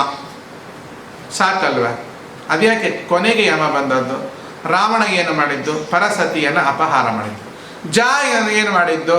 ಜರಾಸಂಧ ಮಾಡಿದ್ದು ಅಷ್ಟೇ, ರಾಜಕುಮಾರ ಹೊತ್ಕೊಂಡು ಹೋಗಿದ್ದು. ಕೀ ಏನು ಮಾಡಿದ್ದು? ಸಿಕ್ಕಲ್ಲಿ ಕೀಲಿ ಹಾಕ್ಲಿಕ್ಕೆ ಹೋದದ್ದು, ಹೆಣ್ಣು ಮಗಳನ್ನ ಅವಮಾನ ಮಾಡಿದ್ದು. ಈ ಮೂರು ಕೆಲಸ ಯಾರು ಮಾಡ್ತಾರಲ್ಲ ಅವರನ್ನು ಯಮ ಲಾಸ್ಟಿಗೆ ಕೊಂಡು ಹೋಗ್ತಾನೆ ಅಂತ ಅಷ್ಟೇ. ಯಮ ಕೆಟ್ಟ ಕೆಲಸ ಮಾಡಲಿಲ್ಲ. ಅಲ್ಲಿ ರಾವಣ ಸೀತೆಯನ್ನು ಹೊತ್ತು ತಂದ, ಜರಾಸಂಧ ಕೃಷ್ಣನ ವಿರುದ್ಧವಾಗಿ ನಿಂತುಕೊಂಡು ಗಂಗಾ ಸ್ನಾನ ಮಾಡೋದೇ ಇಲ್ಲ, ಗಂಗೆಯನ್ನು ಮುಟ್ಟೋಲ್ಲ ಅಂದವ. ಯಾಕೆ? ಗಂಗೆ ವಿಷ್ಣುವಿನ ಪಾದದಿಂದ ಬಂದಿದ್ದಾಳೆ, ಅದಕ್ಕೆ ನಾನು ಮುಟ್ಟೋಲ್ಲ. ಅವನನ್ನು ಅಲ್ಲೇ ಗಂಗೆಯಲ್ಲಿ ಅದ್ದಿ ಹೊಡಿತಾನೆ. ಯಾರು? ಭೀಮಸೇನ. ಯಾವುದನ್ನು ಮಾಡೋದಿಲ್ಲಲ್ಲ, ಗಂಗೆಯಲ್ಲಿ ಅವನನ್ನು ಅದ್ದದು ಪಡಾರ ಹೊಡೆಯೋದು, ಗಂಗೆಗೆ ಅದ್ದದು ಪಡಾರ ಹೊಡೆಯೋದು ಅಲ್ವಾ? ಅವನು ಅದನ್ನೇ ಮಾಡಿದ. ಕೀಚಕ ಏನು ಮಾಡಿದ? ಕೀಚಕ ದ್ರೌಪದಿಗೆ ಹಿಂಸೆ ಕೊಟ್ಟ. ನೋಡಿ, ಈ ಮೂರು ಕೆಲಸವನ್ನು ಯಾರೇ ಈ ಭೂಮಿಯ ಮೇಲೆ ಮಾಡಿದ್ರೆ ಲಾಸ್ಟಿಗೆ ಯಮನೇ ಕೊಂಡು ಹೋಗೋದು ಅಲ್ಲ. ಈ ಮೂರು ಕೆಲಸ ಮಾಡದಿದ್ದವನು ಯಮ ತೆಕೊಂಡು ಹೋಗ್ತಾನಲ್ಲ, ಅಲ್ಲ ತೆಕೊಂಡು ಹೋಗ್ತಾನೆ ಧರ್ಮರಾಜನಾಗಿ. ಯಮ ಧರ್ಮನಾಗಿ ತೆಗೆದುಕೊಂಡು ಹೋಗ್ತಾನೆ, ಕಾಲ ಯಮನಾಗಿ ತೆಗೆದುಕೊಂಡು ಹೋಗುವುದಿಲ್ಲ. ಅವನಿಗೆ ಎರಡು ಸ್ವರೂಪ ಇದೆ ಅಂತ ಹೇಳಿದ್ದೇನೆ. ಕಾಲ ಯಮ ಅಂತ ಒಂದು, ಮತ್ತೆ ಧರ್ಮ ಯಮ ಅಂತ. ಧರ್ಮಯಮನಾಗಿ ಸಜ್ಜನರನ್ನು ಕರೆದುಕೊಂಡು ಹೋಗಿ ಅವರಿಗೆ ಮಾನ ಮರ್ಯಾದೆ ಮಾಡಿ ಆಭೂಷಣಾದಿಗಳನ್ನು ಕೊಟ್ಟು ಅವರ ಪಾಪ ಪುಣ್ಯವನ್ನು ವಿಚಾರಿಸಿ ಅವರ ಪಾಪ ಒಂದು ಪಕ್ಷ ಸಜ್ಜನರು ಪಾಪ ಜಾಸ್ತಿ ಸಜ್ಜನರು ಪುಣ್ಯಾಂಶವನ್ನು ಜಾಸ್ತಿ ಮಾಡಿ ಪಾಪವನ್ನು ಮಾಡಿದ್ರೆ ಆ ಪಾಪವನ್ನು ತೆಗೆದುಕೊಂಡು ಅವರಿಗೆ ನರಕ ದರ್ಶನ ಮಾತ್ರ ಮಾಡಿಸಿ ಅವರು ಮಾಡಿರ್ತಕ್ಕಂಥ ಪಾಪವನ್ನು ಕಾಲಯಮನಿಗೆ ಕೊಟ್ಟು ಕಾಲಯಮನಿಗೆ ಹೇಳ್ತಾನೆ, ಮತ್ತಾದರೂ ಪಾಪಿ ಅಲ್ಲಿ ಒಂದು ಸ್ವಲ್ಪ ಪುಣ್ಯ ಕೆಲಸ ಮಾಡಿದ್ರು, ಒಂದು ಕೆಲಸ ಮಾಡು, ಆ ಪುಣ್ಯ ಕೆಲಸವನ್ನು ಈಚೆ ಕೊಡು ನನಗೆ, ಇದನ್ನು ಈ ಸಜ್ಜನನಿಗೆ ಹಾಕ್ತೇನೆ. ಸಜ್ಜನ ಮಾಡಿದಂಥ ಪಾಪದ ಕೆಲಸವನ್ನು ಆ ದುರ್ಜನನಿಗೆ ಹಾಕಿ ಮತ್ತಷ್ಟು 4 ಏಟು ಜಾಸ್ತಿ ಕೊಡೋನಿಗೆ ಅಂತ ಹೇಳಿಬಿಡ್ತಾನೆ. ಬಹಳ ಅದ್ಭುತವಾದ ವಿಷಯ. ಏನಿದ್ರ ಅರ್ಥ? ಸಜ್ಜನರು ಇರ್ತಾರೆ, ತುಂಬ ಪುಣ್ಯ ಕಾರ್ಯ ಮಾಡ್ತಿರ್ತಾರೆ, ಒಮ್ಮೊಮ್ಮೆ ಪಾಪಗಳು ಘಟಿಸಿ ಹೋಗ್ತದೆ. ಮತ್ತೆ ಏನು ಮಾಡಬೇಕು? ಅವರು ನರಕಕ್ಕೆ ಹೋಗಬೇಕು. ದುರ್ಜನರು ತುಂಬ ಕೆಟ್ಟ ಕೆಲಸ ಮಾಡ್ತಾರೆ, ಒಮ್ಮೊಮ್ಮೆ ಒಳ್ಳೊಳ್ಳೆ ಕೆಲಸ ಮಾಡ್ತಾರೆ, ಅವ್ರು ಏನು ಮಾಡಬೇಕು? ಅವರು ನರಕಕ್ಕೆ ಹೋಗ್ಬೇಕು. ಆದರೆ ನರಕಕ್ಕೆ ಹೋದಾಗ ಅಲ್ಲಿ ಬ್ಯಾಲೆನ್ಸ್ ಆಗುವುದೆಂಥದ್ದು? ಏನು ಬ್ಯಾಲೆನ್ಸ್ ಆಗ್ತದೆ ಅಂತ ಹೇಳಿದ್ರೆ, ಈ ಪಾಪಿ ಮಾಡಿರ್ತಕ್ಕಂಥ ಪುಣ್ಯಾಂಶವನ್ನು ತಗೊಂಡು ಆ ಕೆಟ್ಟ ಕೆಲಸ ಸ್ವಲ್ಪ ಮಾಡಿದ್ನಲ್ಲ ಆ ಧರ್ಮಾತ್ಮ ಅವನಿಗೆ ಹಾಕ್ಬಿಡ್ತಾರೆ, ಅಲ್ಲಿ ಪೂರ್ಣ ಪುಣ್ಯ ಆಗೋಯ್ತು ಅವನು. ಆ ಧರ್ಮಾತ್ಮ ಮಾಡಿರ್ತಕ್ಕಂಥ ಸ್ವಲ್ಪ ಪಾಪದ ಕೆಲಸ ಇಲ್ಲ, ಅದಕ್ಕೆ ಇವನನ್ನು ಹಾಕ್ಬಿಡ್ತಾರೆ, ಇಲ್ಲಿ ಆಗೋದು. ಹೀಗೆ ಇಂತಹ ವಿಚಾರದಲ್ಲಿ ಬಂದಾಗ ರಾಜಕೀಯ ರಾವಣ ಜರಾಸಂಧ ಕೀಚಕನ ಬುದ್ಧಿಯನ್ನು ಯಾರು ಮಾಡಿದ್ರೆ ಲಾಸ್ಟ್ಗೆ ಯಮ ಉಂಟಲ್ವ ಕೊಂಡು ಹೋಗುವುದು ಎಚ್ಚರಿಕೆ. ಹೀಗೆ ಜರಾಸಂಧ ಮತ್ತು ನರಕಾಸುರನು ಮಾಡಿದಂಥ ಮಹಾಘೋರ ಇದು ವಿಚಾರಗಳಿವೆಲ್ಲ. ಹೀಗೆ ಅವರನ್ನು ಕೊಲ್ಲಬೇಕಾದ ಪರಿಸ್ಥಿತಿ ಬಂತು. ಶ್ರೀಕೃಷ್ಣ ನರಕಾಸುರನ ಮನೆಗೆ ಬಂದು ಬುದ್ಧಿವಾದ ಹೇಳಿದ, ಹೇ ನರಕ, ನಿನ್ನ ಹೆಸರೇ ನರಕ, ಸಾಲದಕ್ಕೆ ಅಸುರ. ಏನಿದು? ಮೊದಲೇ ಕೋತಿ ಅಂತೆ. ಆ ಕೋತಿಗೆ ಯಾರೋ ಹೆಂಡ ಕುಡಿಸಿದ್ರಂತೆ. ಆ ಕೋತಿಗೆ ಹೆಂಡ ಕುಡಿಸಿದ ಮೇಲೆ ಅದರ ಮೈಯಲ್ಲಿ ಒಂದು ಪಿಶಾಚಿ ಬಂದು ಸೇರಿತಂತೆ. ಅದರ ಮೈಯಲ್ಲಿ ಪಿಶಾಚಿ ಬಂದ ಬಳಿಕ ಒಂದು ಚೇಳು ಅದಕ್ಕೆ ಕಚ್ಚಿತಂತೆ. ಇನ್ನು ಅದನ್ನು ಹಿಡಿಲಿಕ್ಕೆ ಸಾಧ್ಯ ಉಂಟ? ನಿನ್ನ ಹೆಸರೇ ನರಕ ಪ್ಲಸ್ ಅಸುರ ಬೇರೆ. ಧರ್ಮದಲ್ಲಿ ಮಾತಾಡ್ತೀನಪ್ಪ, ಈ ಹೆಣ್ಮಕ್ಕಳನ್ನೆಲ್ಲ ಬೆಚ್ಚಿಟ್ಟಿದ್ದೀಯಲ್ಲ, ತೆಗೆದು ಆಚೆ ಬಿಟ್ಟು ಬಿಡವರನ್ನು. ನೀನು ಯಾರು ಅಂತ ಕೇಳಿದ್ದೆ. ನೋಡಿ, ಇದೆಂತ ವಿಚಾರ. ನೀನು ಯಾರು ಅಂತ ಕೇಳೋದು. ನೀನು ಯಾರು ಅಂತ ಕೇಳುವವ ಯಾರು, ಅದು ಮೊದಲು ವಿಚಾರ ಮಾಡಬೇಕು. ಯಾರ ಬಗ್ಗೆ ಪ್ರಶ್ನೆ ಮಾಡುವಾಗ ನಾನು ಪ್ರಶ್ನೆ ಮಾಡುತ್ತಿರುವವ ಯಾರು ಎನ್ನುವ ತಿಳುವಳಿಕೆ ನಮಗಿಲ್ಲದಿದ್ದರೆ ಮಾಡಿದ ಪ್ರಶ್ನೆಗೆ ಉತ್ತರ ಹುಚ್ಚಪಟ್ಟೆ ಸಿಗುವಂತಹ ಚಾನ್ಸಸ್ ಇದೆ. ತಾಯಿ ಸುನೀಬಾಬನ ಆಜ್ಞೆ ಪಡೆದು ಹೋಗಲಿ ಅಂತ ಹೇಳ್ತಿರ್ತಾರೆ ಕೆಲವರು. ಹಂಗೆ ಆಗಬಾರದು. ಎಚ್ಚರಿಕೆಯಿಂದ ಮಾತಾಡಬೇಕಾಗ್ತದೆ. ನರಕಾಸುರ ಬೇರೆ ಯಾರೂ ಅಲ್ಲ. ಮುಂದೆ ಅದನ್ನು ಹೇಳ್ತೇನೆ. ಇಬ್ಬರಿಗೂ ಘನ ಘೋರವಾಗಿರ್ತಕ್ಕಂಥ ಯುದ್ಧ ನಡೀತಾ ಇದೆ. ಶ್ರೀಕೃಷ್ಣ ಪರಮಾತ್ಮನಿಗೂ ನರಕಾಸುರನಿಗೂ. ಶ್ರೀಕೃಷ್ಣ ಒಬ್ಬನೇ ಹೊರಟಿದ್ದ ಅಂತೆ. ಸತ್ಯಭಾಮಾದೇವಿ ಹೇಳಿದ್ಲಂತೆ, ಈ ಸಲ ನಾನು ಬರ್ತೇನ್ರಿ ಅಂತ. ಯಾಕೆ? ನಾ ಬರ್ತೇನೆ, ಅಲ್ಲಿ ಹೆಂಗಸರಿಗೆ ಕೆಲಸ ಇಲ್ಲ ಮಾರಾಯ್ತಿ, ನೀವು ಗಂಡಸರಾಗಿ ಮಾಡುವಂಥದ್ದು ಏನುಂಟು ಅದೆಲ್ಲ ನಾನು ಅಲ್ಲಿ ಸ್ವಲ್ಪ ನೋಡಬೇಕಾಗಿದೆ. ಎಷ್ಟು ಬಾರಿ ನೀವು ಯುದ್ಧಕ್ಕೆ ಹೋದಾಗ ನನ್ನನ್ನು ಕರ್ಕೊಂಡು ಹೋಗಿಲ್ಲ. ಎಲ್ಲರೂ ಹೇಳ್ತಾರೆ ಕೃಷ್ಣ ಬರೀ ಕಳ್ಳು ತಪ್ಪಿಸ್ತಾನೆ ಅಂತ. ಅದು ನಾನು ಸುಳ್ಳು ಅಂತ ಹೇಳಬೇಕಾಗಿದೆ. ಅದಕ್ಕೆ ನಾನು ನಿಮ್ಮೊಟ್ಟಿಗೆ ಬರಬೇಕಾಗಿದೆ. ಅದಕ್ಕೆ ರುಕ್ಮಿಣಿ ಹೋಗಲ್ವ? ರುಕ್ಮಿಣಿ ಅವ್ರ ಮನೇಲಿ ಕಚ್ಚೆ ಹಾಕ್ಕೊಂಡು ಉದ್ದ ಕುಂಕುಮ ಇಟ್ಟುಕೊಂಡು ಏಕಾದಶಿ ವ್ರತ ಮಾಡಿಕೊಂಡು ಗಂಡನಿಗೆ ಅಡುಗೆ ಮಾಡಿಟ್ಕೊಂಡು ಊಟ ಮಾಡಿ ಮಕ್ಕಳನ್ನು ಹಡಿಯುವ ತಾಯಿ ಅಷ್ಟೇ ಅವಳು. ಇವಳು ರಣಚಂಡಿ ಅವತಾರವನು ಕೋಟೆ ಸಲಹಿದ ತಾಯಿಯನು. ಅಮ್ಮ ಸತ್ಯಭಾಮ ತುಂಬ ಚಂದದ ಹೆಣ್ಣು, ಜೊತೆಗೆ ಗಂಡನ ಮೇಲೆ ಅತಿ ವಿಶ್ವಾಸ ತುಂಬಿದ ರಮ್ಯ ರಮಣೀಯ ಮುತ್ತೈದೆ. ಯಾರು? ಸತ್ಯಭಾಮಾದೇವಿ. ಆದರೆ ಕೃಷ್ಣನೊಟ್ಟಿಗೆ ಬಹು ತರಲೇನೆ ಆ ಮಕ್ಕಳು ಮಾಡು. ಕೃಷ್ಣನ ಬೈಯುವುದು ಅದೇನು ಮಾಡ್ಲಿಕ್ಕೆ ಆಗುವುದಿಲ್ಲ. ಅದು ಪ್ರಾರಬ್ಧ, ಪಡೆದುಕೊಂಡ ಪ್ರಾರಬ್ಧ. ನಾನು ಬರ್ತೇನೆ. ಬಾರಮ್ಮ. ಯಾಕೆ ಬಾರಮ್ಮ ನಮ್ಮ ಮನೆಗೆ ಅಂತ ಕರ್ಕೊಂಡು ಹೋದ. ಯುದ್ಧ ಶುರುವಾಯಿತು. ಅವನ ವರ್ಣಾಸ್ತ್ರ, ಇವನ ಅಗ್ನಿಯಾಸ್ತ್ರ, ಅವನ ಗರುಡಾಸ್ತ್ರ, ಇವನ ಸರ್ಪಾಸ್ತ್ರ, ಏನೇನು ಅದಕ್ಕೆ ವಿರುದ್ಧಾಸ್ತ್ರಗಳುಂಟು ಎಲ್ಲ ಅಸ್ತ್ರಗಳ ಸುರಿಮಳೆ. ಅದ್ಭುತವಾದ ಯುದ್ಧ. ನೂರಾರು ಜನರನ್ನ ಕಡೆಗೇನು ಮಾಡಿದ? ನೂರಾರು ಜನರನ್ನ ಸಂಹಾರ ಮಾಡುವಂತಹ ಒಂದು ಆಯುಧವನ್ನ ನರಕಾಸುರ ಶ್ರೀಕೃಷ್ಣನ ಮೇಲೆ ಪ್ರಯೋಗ ಮಾಡಿಬಿಟ್ಟು. ಅದರ ಹೆಸರು ಶತಘ್ನಿ ಅಂತ. ಶತಘ್ನಿ ಅಲ್ಲ, ಶತಘ್ನಿ. ಘ್ನಿ ಶತ ಅಂದರೆ 100, ಘ್ನಿ ಎಲ್ಲರೂ ಕೊಲ್ಲು. ಒಂದು ಸಲಕ್ಕೆ 106 ಜನ ಕೊಲ್ತದೆ. ಈಗೆಲ್ಲ ಆಟೋಮ್ ಬಾಂಬ್ಗಳೆಲ್ಲ ಬಂದಿದೆಯಲ್ಲ, AK-47, A7, E7, 8 ಅಂತ ಎಲ್ಲ, ಅದೆಲ್ಲ ಮುಂದೆ ಹಿಂದೆ ಇದ್ದದ್ದೇ ಅದು. ಆದರೆ ಆ ಅಸ್ತ್ರಕ್ಕೆ ಅಭಿಮಾನಿ ದೇವತೆಗಳಿರ್ತಿದ್ರು. ಈಗ ದುರಭಿಮಾನಿ ದೇವತೆಗಳಿದ್ದಾರೆ. ಯಾಕೆಂದರೆ ಯಾರಾದರೂ ಅಸ್ತ್ರವನ್ನು ಬಿಟ್ಟರೆ ವಾಪಸ್ ತೆಗೆದುಕೊಳ್ಳುವ ಯೋಗ್ಯತೆ ಅವರಿಗೂ ಇತ್ತು. ಆ ಅಸ್ತ್ರದ ದೇವತೆಯವರ ಮಾತನ್ನು ಕೇಳ್ತಿದ್ಲು. ಈಗ ಅಸ್ತ್ರದಲ್ಲಿರೋದು ದೆವ್ವಗಳಷ್ಟೇ, ಬಿಡುವುದಷ್ಟೇ. ಬಿಟ್ಟ ಮೇಲೆ ಬಿಟ್ಟವನನ್ನು ಕೊಲ್ಲಿಕ್ಕೆ ಉಂಟು. ಮತ್ತು ಅದು ಏನೇನು ಮಾಡಲಿಕ್ಕೆ ಸಾಧ್ಯತೆ ಇದು ಎಲ್ಲವನ್ನೂ ಮಾಡ್ತದೆ. ಅದಕ್ಕೆ ನಾವು ವಿರುದ್ಧ ಮಾತಾಡುವಂಥ ವಿಚಾರವಿಲ್ಲ. ಅದು ಅಸ್ತ್ರ ಮಾತ್ರ. ಇಂತಹ ಶತಘ್ನಿ ಅಸ್ತ್ರವನ್ನು ಬಿಟ್ಟ ತಕ್ಷಣವೇ ಇದ್ದಕ್ಕಿದ್ದಾಗ ಶ್ರೀಕೃಷ್ಣ ಮೂರ್ಛಿತನಾಗಿ ಅಸ್ವಸ್ಥನಾಗಿ ಬಿಟ್ಟ. ಏನಾಗ್ಬಿಟ್ಟ? ಅಸ್ವಸ್ಥತೆಯನ್ನು ಬಿಡ್ಕೊಂಡ. ಅಸ್ವಸ್ಥತೆ ಅಂದ್ರೇನು? ಮಾತಿಲ್ಲ, ಕತೆ ಇಲ್ಲ. ಮೂಗತ್ರ ಇಟ್ಟರೆ ಉಸಿರು ಸ್ವಲ್ಪ ಸ್ವಲ್ಪ ಇತ್ತು. ಏನಪ್ಪ ಇದು? ಈ ಅಸ್ತ್ರವನ್ನ ನರಕಾಸುರನಿಗೆ ಯಾರು ಕೊಟ್ಟದ್ದು? ಈ ಅಸ್ತ್ರ ಯಾವ ಪಾಕಿಸ್ತಾನದಲ್ಲಿ ತಂದದ್ದ, ಚೈನಾದಲ್ಲಿ ತಂದದ್ದ, ಅಮೆರಿಕದವರು ಸೃಷ್ಟಿ ಮಾಡಿದ್ದ? ಯಾರೂ ಇಲ್ಲ. ಈ ಅಸ್ತ್ರವನ್ನ ಚತುರ್ಮುಖ ಬ್ರಹ್ಮದೇವರು ಕೊಟ್ಟದ್ದು. ಚತುರ್ಮುಖ ಬ್ರಹ್ಮದೇವರು ಯಾರು? ಶ್ರೀಮನ್ನಾರಾಯಣನ ಮಗ. ಶ್ರೀಕೃಷ್ಣ ಯಾರು? ನಾರಾಯಣ. ಇದಕ್ಕೆ ಹೇಳ್ತಾರೆ ನೋಡಿ, ಭಗಿನಿ ಕೂಟ ಇಟ್ಬಿಟ್ಟಲ್ಲಪ್ಪ. ತಮ್ಮ ತಂದೆಯನ್ನು ಹೊಡಿಲಿಕ್ಕೆ ಮಗನೇ ಅಸ್ತ್ರವನ್ನು ಕೊಟ್ಟಂತಾಯ್ತಲ್ಲೋ. ಇದಕ್ಕೆ ಏನು ಹೇಳೋದು? ನರಕಾಸುರನಿಗೆ ಆ ಶತಘ್ನಿ ಅಸ್ತ್ರವನ್ನು ಕೊಟ್ಟದ್ದು ಯಾರು? ಚತುರ್ಮುಖ ಬ್ರಹ್ಮ. ಚತುರ್ಮುಖ ಬ್ರಹ್ಮ ಯಾರು? ಶ್ರೀಮನ್ನಾರಾಯಣನ ಪುತ್ರ ಅಲ್ವಾ? ಇನ್ನು ರಾವಣಾಸುರನ ಮಗನಾಗಿರ್ತಕ್ಕಂಥ ಇಂದ್ರಜಿತು, ಅವನಿಗೆ ಒಂದು ಬ್ರಹ್ಮಾಸ್ತ್ರವನ್ನು ಕೊಟ್ಟಿದ್ರು ಯಾರು? ಚತುರ್ಮುಖ ಬ್ರಹ್ಮದೇವರೇ ಕೊಟ್ಟದ್ದು.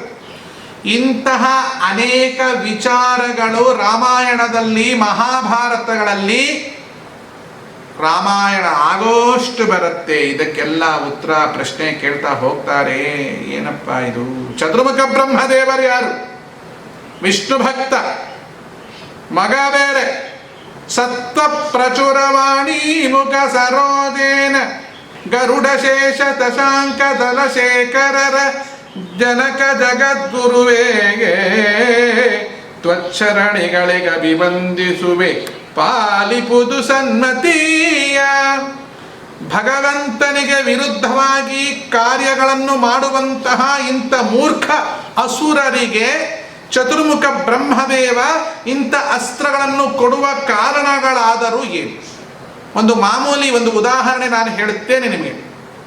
ಒಂದು ಮಗು ಪಟಾಕಿ ಬೇಕು ಅಂತ, ಪಟಾಕಿಗೆ ಏನಂತೀರ? ಅದೇ ಪಟಾಕಿ ಬಿಡೋದು ಅಂತಿರಲ್ಲ, ಢಮ್ ಢಮ್. ಆ ಪಟಾಕಿಯನ್ನು ತೆಕ್ಕೊಳ್ಳಿಕ್ಕೆ ಅಂಥೇಳಿ ಅವರ ಅಪ್ಪನ ಜೇಬಿನಿಂದ ಒಂದಿಷ್ಟು ದುಡ್ಡನ್ನು ತುಡುಗು ಮಾಡಿದ. ತುಡುಗು ಅಂದ್ರೇನು? ಕಳ್ಳತನ ಮಾಡಿದ. ಕಳ್ಳತನ ಅಂದಮೇಲೆ ಸ್ಟೀಲ್ ಮಾಡಿದ. ಯಾವಾಗಲೂ ಇನ್ನೇನಂತಾರ ನಮ್ಗೆ ಗೊತ್ತಿಲ್ಲ. ಕಳ್ಳತನ ಮಾಡ್ದ ಅಷ್ಟು. ಅದನ್ನು ತೆಕ್ಕೊಂಡು ಹೋಗಿ ಒಂದು ಅಂಗಡಿಯಲ್ಲಿ ಪಟಾಕಿಯನ್ನು ಕೇಳಿದ ಮಗು. ಆ ಅಂಗಡಿಯವ ನೋಡಿ ಪಟಾಕಿಯನ್ನು ಆ ಮಗುವಿಗೆ ಕೊಡಲಿಲ್ಲ. ಹೋಗು, ಮನೆಗೆ ಹೋಗ್ತೀಯಲ್ವಾ ಅಂತ ಸರಿ ಗದರಿಸಿದ. ಮಗು ವಿಚಾರ ಮಾಡಿತು, ಇವನಲ್ಲದಿದ್ರೆ ಇವರ ಅಪ್ಪ ಏನಾಗಬೇಕಾಗಿದೆ. ಪಕ್ಕದ ಅಂಗಡಿ ಸ್ವಲ್ಪ ದೂರದಲ್ಲಿ ಒಂದು 10 ಅಂಗಡಿ ಬಿಟ್ಟು ಹೋಗಿ ಅಲ್ಲಿ ಮಗು ಪಟಾಕಿಯನ್ನು ಕೇಳಿತು, ದುಡ್ಡು ಕೊಟ್ಟಿತು. ಆ ಅಂಗಡಿಯವ ಪಟಾಕಿಯನ್ನು ಕೊಟ್ಟುಬಿಟ್ಟು. ಇದೇನು ವಿಚಾರ? ಅಷ್ಟೊತ್ತಿಗೆ ಅವರಪ್ಪ ಬಂದು ಮಗುಗೆ 2 ಬಾರಿಸಿದ, ಪಟಾಕಿಯನ್ನು ಕಿತ್ತುಕೊಂಡ, ಮತ್ತು ಅಂಗಡಿಯವನಿಗೆ ಬೈದ. ಅದೆಲ್ಲ ಏನೋ ಆಯಿತು ಬಿಡಿ. ಇಲ್ಲಿ ನಡೆದ ಕಥೆ ಏನು ಗೊತ್ತಾ? ಮೊದಲನೇ ಪಟಾಕಿ ಅಂಗಡಿಯವ ಆ ಮಗುವಿನ ತಂದೆಯ ಸ್ನೇಹಿತ. 2ನೇ ಪಟಾಕಿ ಅಂಗಡಿಯವ ಆ ಮಗು ಮಾತ್ರ ಗೊತ್ತು, ಮಗುವಿನ ಕೈಯಲ್ಲಿರೋ ದುಡ್ಡಷ್ಟೇ ಗೊತ್ತು, ಆದರೆ ಆ ಮಗುವಿನ ತಂದೆ ಯಾರೂ ಗೊತ್ತಿಲ್ಲ. ವ್ಯಾಪಾರ ಮಾಡಿಬಿಟ್ಟ ಅಷ್ಟೇ ಅವನು. ಹಾಗಂದ್ರೆ ಏನು ಗೊತ್ತುಂಟ ಇಲ್ಲಿ? ಮಗುವೇ ಆ ಕನಿಕರವಾದ ಪಟಾಕಿ ಅಂಗಡಿಯವರಿಗೆ ಬೇಕು, ಇಲ್ಲ ದುಡ್ಡು ಅವರಿಗೆ ಬೇಕು ಅಲ್ವಾ? ಅದಕ್ಕೇನು ಮಾಡಿದ ಮೊದಲೇ ಅಂಗಡಿಯವ ಈ ಮಗುವಿನ ತಂದೆಗೆ ಸ್ನೇಹಿತನಾಗಿದ್ದರಿಂದ ಸೀದಾ ಮನೆಗೊಂದು ಫೋನ್ ಮಾಡಿದ. ಆ ಫೋನ್ ಇತ್ತ ಇಲ್ವಾ ಗೊತ್ತಾರೆ, ಯಾರನ್ನು ಕಳಿಸಿದ. ಹೋಗಿ ನೋಡು ನಿನ್ನ ಮಗು ಬಂದು ದುಡ್ಡು ತೊಗೊಂಡು ಬಂದಿದ್ದಾನೆ, ಪಟಾಕಿಯನ್ನು ತೊಗೊಳ್ಲಿಕ್ಕೆ ಬಂದಿದ್ದಾನೆ, ಏನಾದರೂ ತೊಂದರೆ ಆದರೆ ಏನು ಮಾಡೋದು ಮಾರಾಯ, ನೀವು ಬೇಗ ಬಂದು ಕರ್ಕೊಂಡು ಹೋಗು. ಅಷ್ಟರಲ್ಲಿ ಆ ಮಗು ಹೋಗಿ ಮತ್ತೊಂದು ಅಂಗಡಿಯಲ್ಲಿ ಪಟಾಕಿಯನ್ನು ತೆಕ್ಕೊಂಡಾಗಿತ್ತು. ಅದು ಸದ್ಯದಲ್ಲಿ ಈ ಅಂಗಡಿಯನ್ನು ತಿಳಿಸಿದ್ದರಿಂದ ಆ ಮಗು ಉಳಿದುಕೊಂಡಿತ್ತು. ಉತ್ತರ ಏನಿದು? ಇದಕ್ಕೆ ಯಾಕೆ ಈ ಉದಾಹರಣೆಯನ್ನು ಹೇಳಿದೆ ಅಂದರೆ, ಮೊದಲಿನ ಅಂಗಡಿಯವ ಗುರು ಬೇರೆಯಲ್ಲ, ಸ್ನೇಹಿತ ಬೇರೆಯಲ್ಲ, ವಿಶ್ವಾಸಿ ಬೇರೆ ಅಲ್ಲ. ಬೈದು ಹೇಳುವವರು ಬಾಳುವುದಕ್ಕೆ ಹೇಳ್ತಾರಂತೆ, ಹೊಗಳಿ ಹೇಳುವವರು ಹೊನ್ನ ಶೂಲದಲ್ಲಿ ಇಡ್ತಾರಂತೆ. ಮೊದಲನೇ ಅಂಗಡಿಯವ ಗುರುಗಳ ಸ್ಥಾನದಲ್ಲಿ ಇದ್ದವ. 2ನೇ ಅಂಗಡಿಯವ ದೇವತೆಗಳ ಸಾಲಿನಲ್ಲಿ ಇರುವವು. ಏನು ದೇವತೆಗಳಿಗೆ ಕನಿಕರ ಇಲ್ವಾ? ಅದು ಎನರ್ಜಿ ಪಾಯಿಂಟ್ ಅಷ್ಟೇ. ನೀವೇನು ಕೇಳ್ತೀರೋ ಅದನ್ನು ಕೊಡ್ತಾನೆ. ಕೊಟ್ಟ ಮೇಲೆ ಅನುಭವಿಸೋದು ಬಿಡೋದು ನಿಮಗೆ ಸೇರಿತು. ಕೇಳೋದು ನಿಮ್ಮ ಧರ್ಮ, ಕೊಡೋದು ಅವ್ರದ್ದು. ಕರ್ತವ್ಯಕ್ಕಿಂತ ಹೆಚ್ಚಾಗಿ ಶಕ್ತಿಯ ಭಾರ ಕೊಟ್ಟೇ ಬಿಡ್ತಾರೆ. ಅದಕ್ಕೆ ನಾವೇನು ಮಾಡಬೇಕು? ದೇವತೆಗಳನ್ನು ನೇರವಾಗಿ ಉಪಾಸನೆ ಮಾಡಬಾರ್ದು. ಸದ್ಗುರುಗಳ ಚರಣಾರವಿಂದಗಳನ್ನು ಹಿಡ್ಕೋಬೇಕು. ನಮಗೆ ಯಾವುದು ಉಪಾಸನೆ ಆಗಿ ಬರ್ತದೆ, ಯಾವುದು ಆಗಿ ಬರೋದಿಲ್ಲ ಎನ್ನುವ ತಿಳುವಳಿಕೆ ಮಾತ್ರ ಗುರುಗಳಿಗೆ ಮಾತ್ರ ಗೊತ್ತಿರುತ್ತದೆ. ಆದ್ದರಿಂದ ನಾವು ಕೇಳುವಂತಹ ಯಾವುದೇ ಉಪಾಸನೆಯನ್ನಾಗಲಿ ವರಗಳನ್ನಾಗಲಿ ಪಟಾಕಿಯನ್ನಾಗಲಿ ಕೊಡುವುದಿಲ್ಲ ಮೊದಲನೇ ಅಂಗಡಿಯವರ ಹಾಗೆ ಗುರುಗಳು. ಇಲ್ಲ ಚತುರ್ಮುಖ ಬ್ರಹ್ಮದೇವರು ಜಗದ್ಗುರುವೇ ಸ್ವಚ್ಛರಣೆಗಳಿಗೆ ಅಭಿವಂದಿಸುವೆ ಅಂತಿದೆಯಲ್ವಾ, ಅವರು ಜಗತ್ತಿನ ಗುರು ತಾನೇ ರೀ, ಜಗತ್ತಿಗೆ ಗುರು ಹೌದು, ಅನುಮಾನವೇ ಇಲ್ಲ. ಆದರೆ ಜಗತ್ತಿನಲ್ಲಿ ಸತ್ವ ಪ್ರಚುರವಾಡಿ ಮುಖ ಸರೋಜೇನ ಸಾತ್ವಿಕ ಜನರಿಗೆ ಮಾತ್ರ ಗುರುಗಳವರು, ಅಯೋಗ್ಯರಿಗೆ ತಾಮಸರಿಗೆ ಗುರುಗಳ ಅಲ್ಲ. ಅಯೋಗ್ಯರಿಗೆ ತಾಮಸರಿಗೆ ಗುರು ಒಂದು ಲೆಕ್ಕದಲ್ಲಿ ಹೌದು. ಹೇಗೆ ಗೊತ್ತಾ, ಇಂಥ ಆಯುಧಗಳನ್ನು ಅವರಿಗೆ ಕೊಟ್ಟು ಅವರಲ್ಲಿ ದುರ್ಬುದ್ಧಿಯಿಂದ ಈ ಆಯುಧವನ್ನ ದೇವರ ಮೇಲೆ ಪ್ರಯೋಗ ಮಾಡುವಂತಹ ಆಲೋಚನೆಗಳನ್ನು ಉಲ್ಬಣಿಸಿ ಕಡೆಗೆ ದೇವರಿಗೂ ಅವರಿಗೂ ಯುದ್ಧವನ್ನ ಮಾಡಿಸಿ ನನ್ನ ಅಸ್ತ್ರವು ದೇವರ ಮುಂದೆ ನಿಷ್ಪ್ರಯೋಜನವಾಯಿತು. ಯಾಕೆಂದ್ರೆ ದೇವರ ಅಸ್ತ್ರವೇ ನಿಜವಾದ ಅಸ್ತ್ರ, ನನ್ನ ಅಸ್ತ್ರ ನಿಷ್ಪ್ರಯೋಜಕ ಎಂದು ತೋರುವುದಕ್ಕೋ ಏನೋ ತಮ್ಮ ಅಸ್ತ್ರವನ್ನು ಅವರ ಕೈಯಲ್ಲಿ ಕೊಟ್ಟು ಅದನ್ನು ಅವನಿಗೆ ಹೊಡೆದು ಆಮೇಲೆ ಆ ಅಸ್ತ್ರವನ್ನು ನಿಷ್ಪ್ರಯೋಜನ ಮಾಡಿಸಿ, ಅಂದ್ರೆ ಹರಿಯ ಸರ್ವೋತ್ತಮತ್ವವನ್ನ, ಹರಿಯ ಸಾರ್ವಭೌಮತ್ವವನ್ನ ಚತುರ್ಮುಖ ಬ್ರಹ್ಮದೇವರು ಜಗತ್ತಿಗೆ ತೋರಿಸುವ ಒಂದು ಕಲೆಯೂ ಹೌದು. ಆ ಅಸುರರಿಗೆ ಏನು ನಂಬಿಕೆ? ಆಯುಧದ ಮೇಲೆ ನಂಬಿಕೆ. ಕಡೆ ಅಸ್ತ್ರ ಯಾವುದು? ಬ್ರಹ್ಮಾಸ್ತ್ರ. ಕಡೆ ಗಂಟೆ ಯಾವುದು? ಬ್ರಹ್ಮ ಗಂಟೆ. ಕಡೆ ತೀರ್ಥಸ್ನಾನ ಯಾವುದು? ಬ್ರಾಹ್ಮಣ ತೀರ್ಥಸ್ನಾನ, ಬ್ರಹ್ಮಸ್ನಾನ. ಇಂತಹ ಬ್ರಹ್ಮಸ್ನಾನ, ಬ್ರಹ್ಮಘಾಟ, ಬ್ರಾಹ್ಮಣ, ಬ್ರಹ್ಮತತ್ವ, ಬ್ರಹ್ಮ ಆಲೋಚನೆ, ಬ್ರಹ್ಮ ವರ್ಣನೆ, ಬ್ರಹ್ಮಾಯುಧ, ಇವೆಲ್ಲವೂ ಬ್ರಹ್ಮ ಅಲ್ಟಿಮೇಟ್ ಆಯುಧದ ಮೇಲೆ ನಂಬಿಕೆ ಇದ್ದಂತಹ ಅಸುರರಿಗೆ ಬೋಧನೆ ಏನು? ನೋಡಪ್ಪ, ಈ ಅಸ್ತ್ರ ತುಂಬ ದೊಡ್ಡದ್ದೇನಲ್ಲ, ಯಾಕೆ ನಾಳೆ ಇದನ್ನು ಪ್ರಯೋಗ ಮಾಡು ದೇವರ ಮೇಲೆ, ಅದು ಏನಾದರೂ ಕೆಲಸ ಮಾಡ್ತದ ನೋಡು, ಆದರೆ ಓಕೆ, ಇಲ್ಲದೆ ನಾಟ್ ಗುಡ್ ಅಂತ ಹೇಳೋದನ್ನ ತೋರಿಸ್ಲಿಕ್ಕಾಗಿ ಚತುರ್ಮುಖ ಬ್ರಹ್ಮದೇವರು ಇದನ್ನು ಮಾಡ್ತಾ ಇದ್ರೇನೋ. ದೇವರ ವಿರುದ್ಧವಾಗಿ ನಿಂತುಕೊಂಡವರಿಗೆ ಚತುರ್ಮುಖ ಬ್ರಹ್ಮದೇವರ ಯಾವತ್ತೂ ಸಪೋರ್ಟ್ ಇರೋದೇ ಇಲ್ಲ. ಆಗಲೂ ಕುಡ್ದು ಲೋಕ ಕಂಟಕರಾಗಿರ್ತಕ್ಕಂಥ ಹಿರಣ್ಯಾಕ್ಷ, ಹಿರಣ್ಯಕಶ್ಯಪ, ಕುಂಭಕರ್ಣಾದಿಗಳಿಗೆಲ್ಲ ಅರಸನಾದ ಯಾರು? ಚತುರ್ಮುಖ ಬ್ರಹ್ಮದೇವರು. ಹೌದು, ತಮೋಭಿಮಾನಿಗಳಿಗೂ ಅರಸ, ಅಜ್ಜ, ತಾತ, ಮುತ್ತಾತ ಅವನು. ಯಾಕಂದ್ರೆ ದ್ವಿತೀಯ ಮಕ್ಕಳು ದೈತ್ಯರು, ಅದಿತಿಯ ಮಕ್ಕಳು ಅದಿತೇಯರು. ಇಬ್ಬರಿಗೂ ಯಾರು ಮೂಲ? ಕಶ್ಯಪ ಬ್ರಹ್ಮರು. ಚತುರ್ಮುಖ ಬ್ರಹ್ಮ ತಾತ ಅಲ್ವ, ಮತ್ತೆ ತಾತನ ಹತ್ರ ಹೋಗಿ ಕೇಳ್ತಾರೆ, ಹಠ ಮಾಡ್ಕೊಂಡು ಅದು ಕೊಡು ಇದು ಕೊಡು, ಕೊಡ್ತಾರೆ ಅಷ್ಟು. ಆಮೇಲೆ ಅವ್ರ ಕೈಯಿಂದ ಎರಡು ಕೆನ್ನೆ ಕೊಡಿಸ್ತಾರೆ. ನಿರುಪಮ ಆನಂದಾತ್ಮ ಭವ ನಿರ್ಜರ ಸಭಾ ಸಂಸೇವ್ಯ ರುಜುಗಣದ ಅರಸೇ ಸತ್ವ ಪ್ರಚುರವಾಣಿ ಮುಖ ಸರೋಜೇನ ಗರುಡ ಶೇಷ ಶಶಾಂಕ ದಳಶೇಖರರ ಜನಕ ಜಗದ್ಗುರುವೇ ತ್ವಚ್ಚರಣಗಳಿಗೆ ಅಭಿವಂದಿಸುವೆ ಪಾಲಿಪುದು ಸನ್ಮತಿಯ.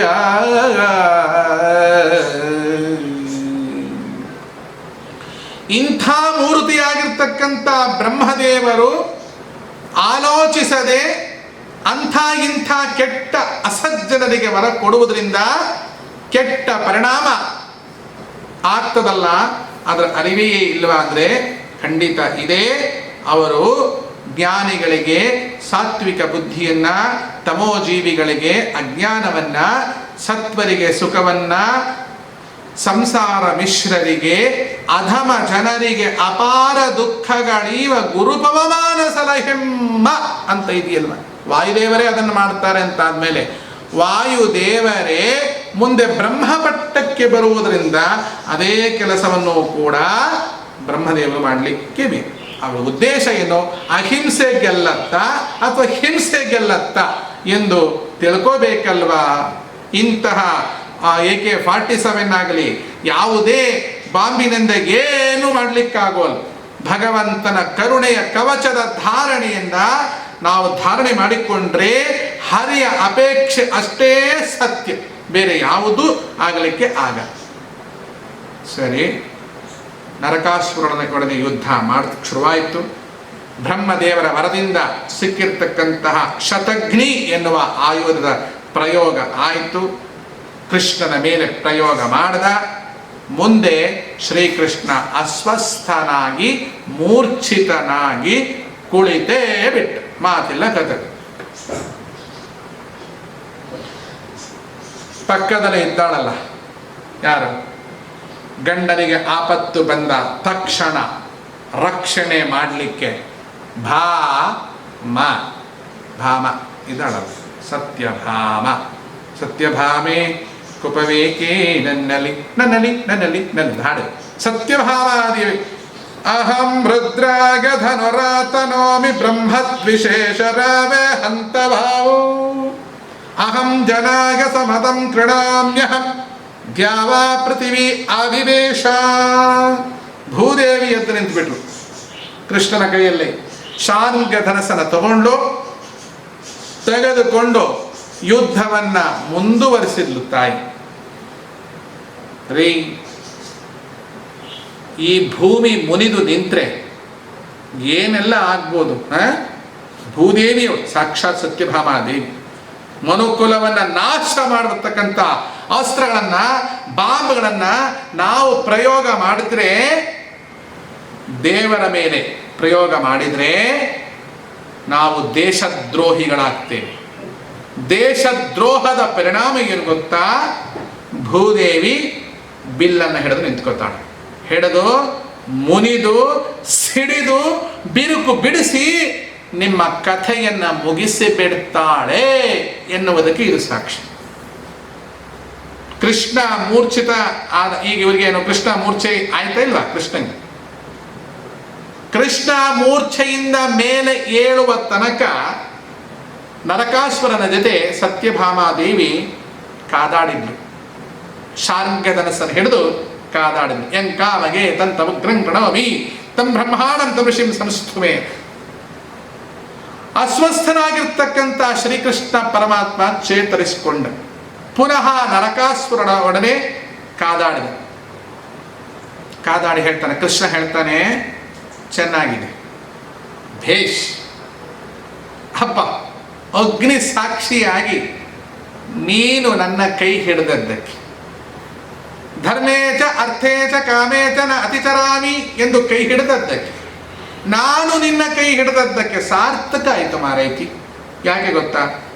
ಸತ್ಯಭಾಮಾ ದೇವಿಯ ಬೆನ್ನನ್ನು ಚಪ್ಪರಿಸಿದ. ಹೌದು, ನೀನೇ ಹೆಂಡತಿ. ಯಾಕೆ ಗೊತ್ತಾ? ಅವತ್ತು ಪ್ರಮಾಣ ಮಾಡಿದೆವಲ್ಲ, ಅದಕ್ಕಾಗಿ ನೀನು ಇವತ್ತು ನನಗೆ ಸಹಾಯ ಮಾಡಿದೆವು. ಬೆನ್ನನ್ನು ಚಪ್ಪರಿಸ್ತಾನೆ. ಇದು ಯಾಕೆ ಘಟನೆ ನಡೆದದ್ದು? ತನ್ನ ಗಂಡ ಯಾವುದೇ ಸಂದಿಗ್ಧ ಪರಿಸ್ಥಿತಿಯಲ್ಲಿರಲಿ, ಹೆಣ್ಣು ತನವನ್ನು ಮರೆತು ಮಾರಿಯಾಗಿ ನಿಂತು ಅವನನ್ನು ರಕ್ಷಿಸುವವಳೆ ನಿಜವಾದ ಹೆಂಡತಿ ಆಗಲಿಕ್ಕೆ ಸಾಧ್ಯತೆ ಇದೆ.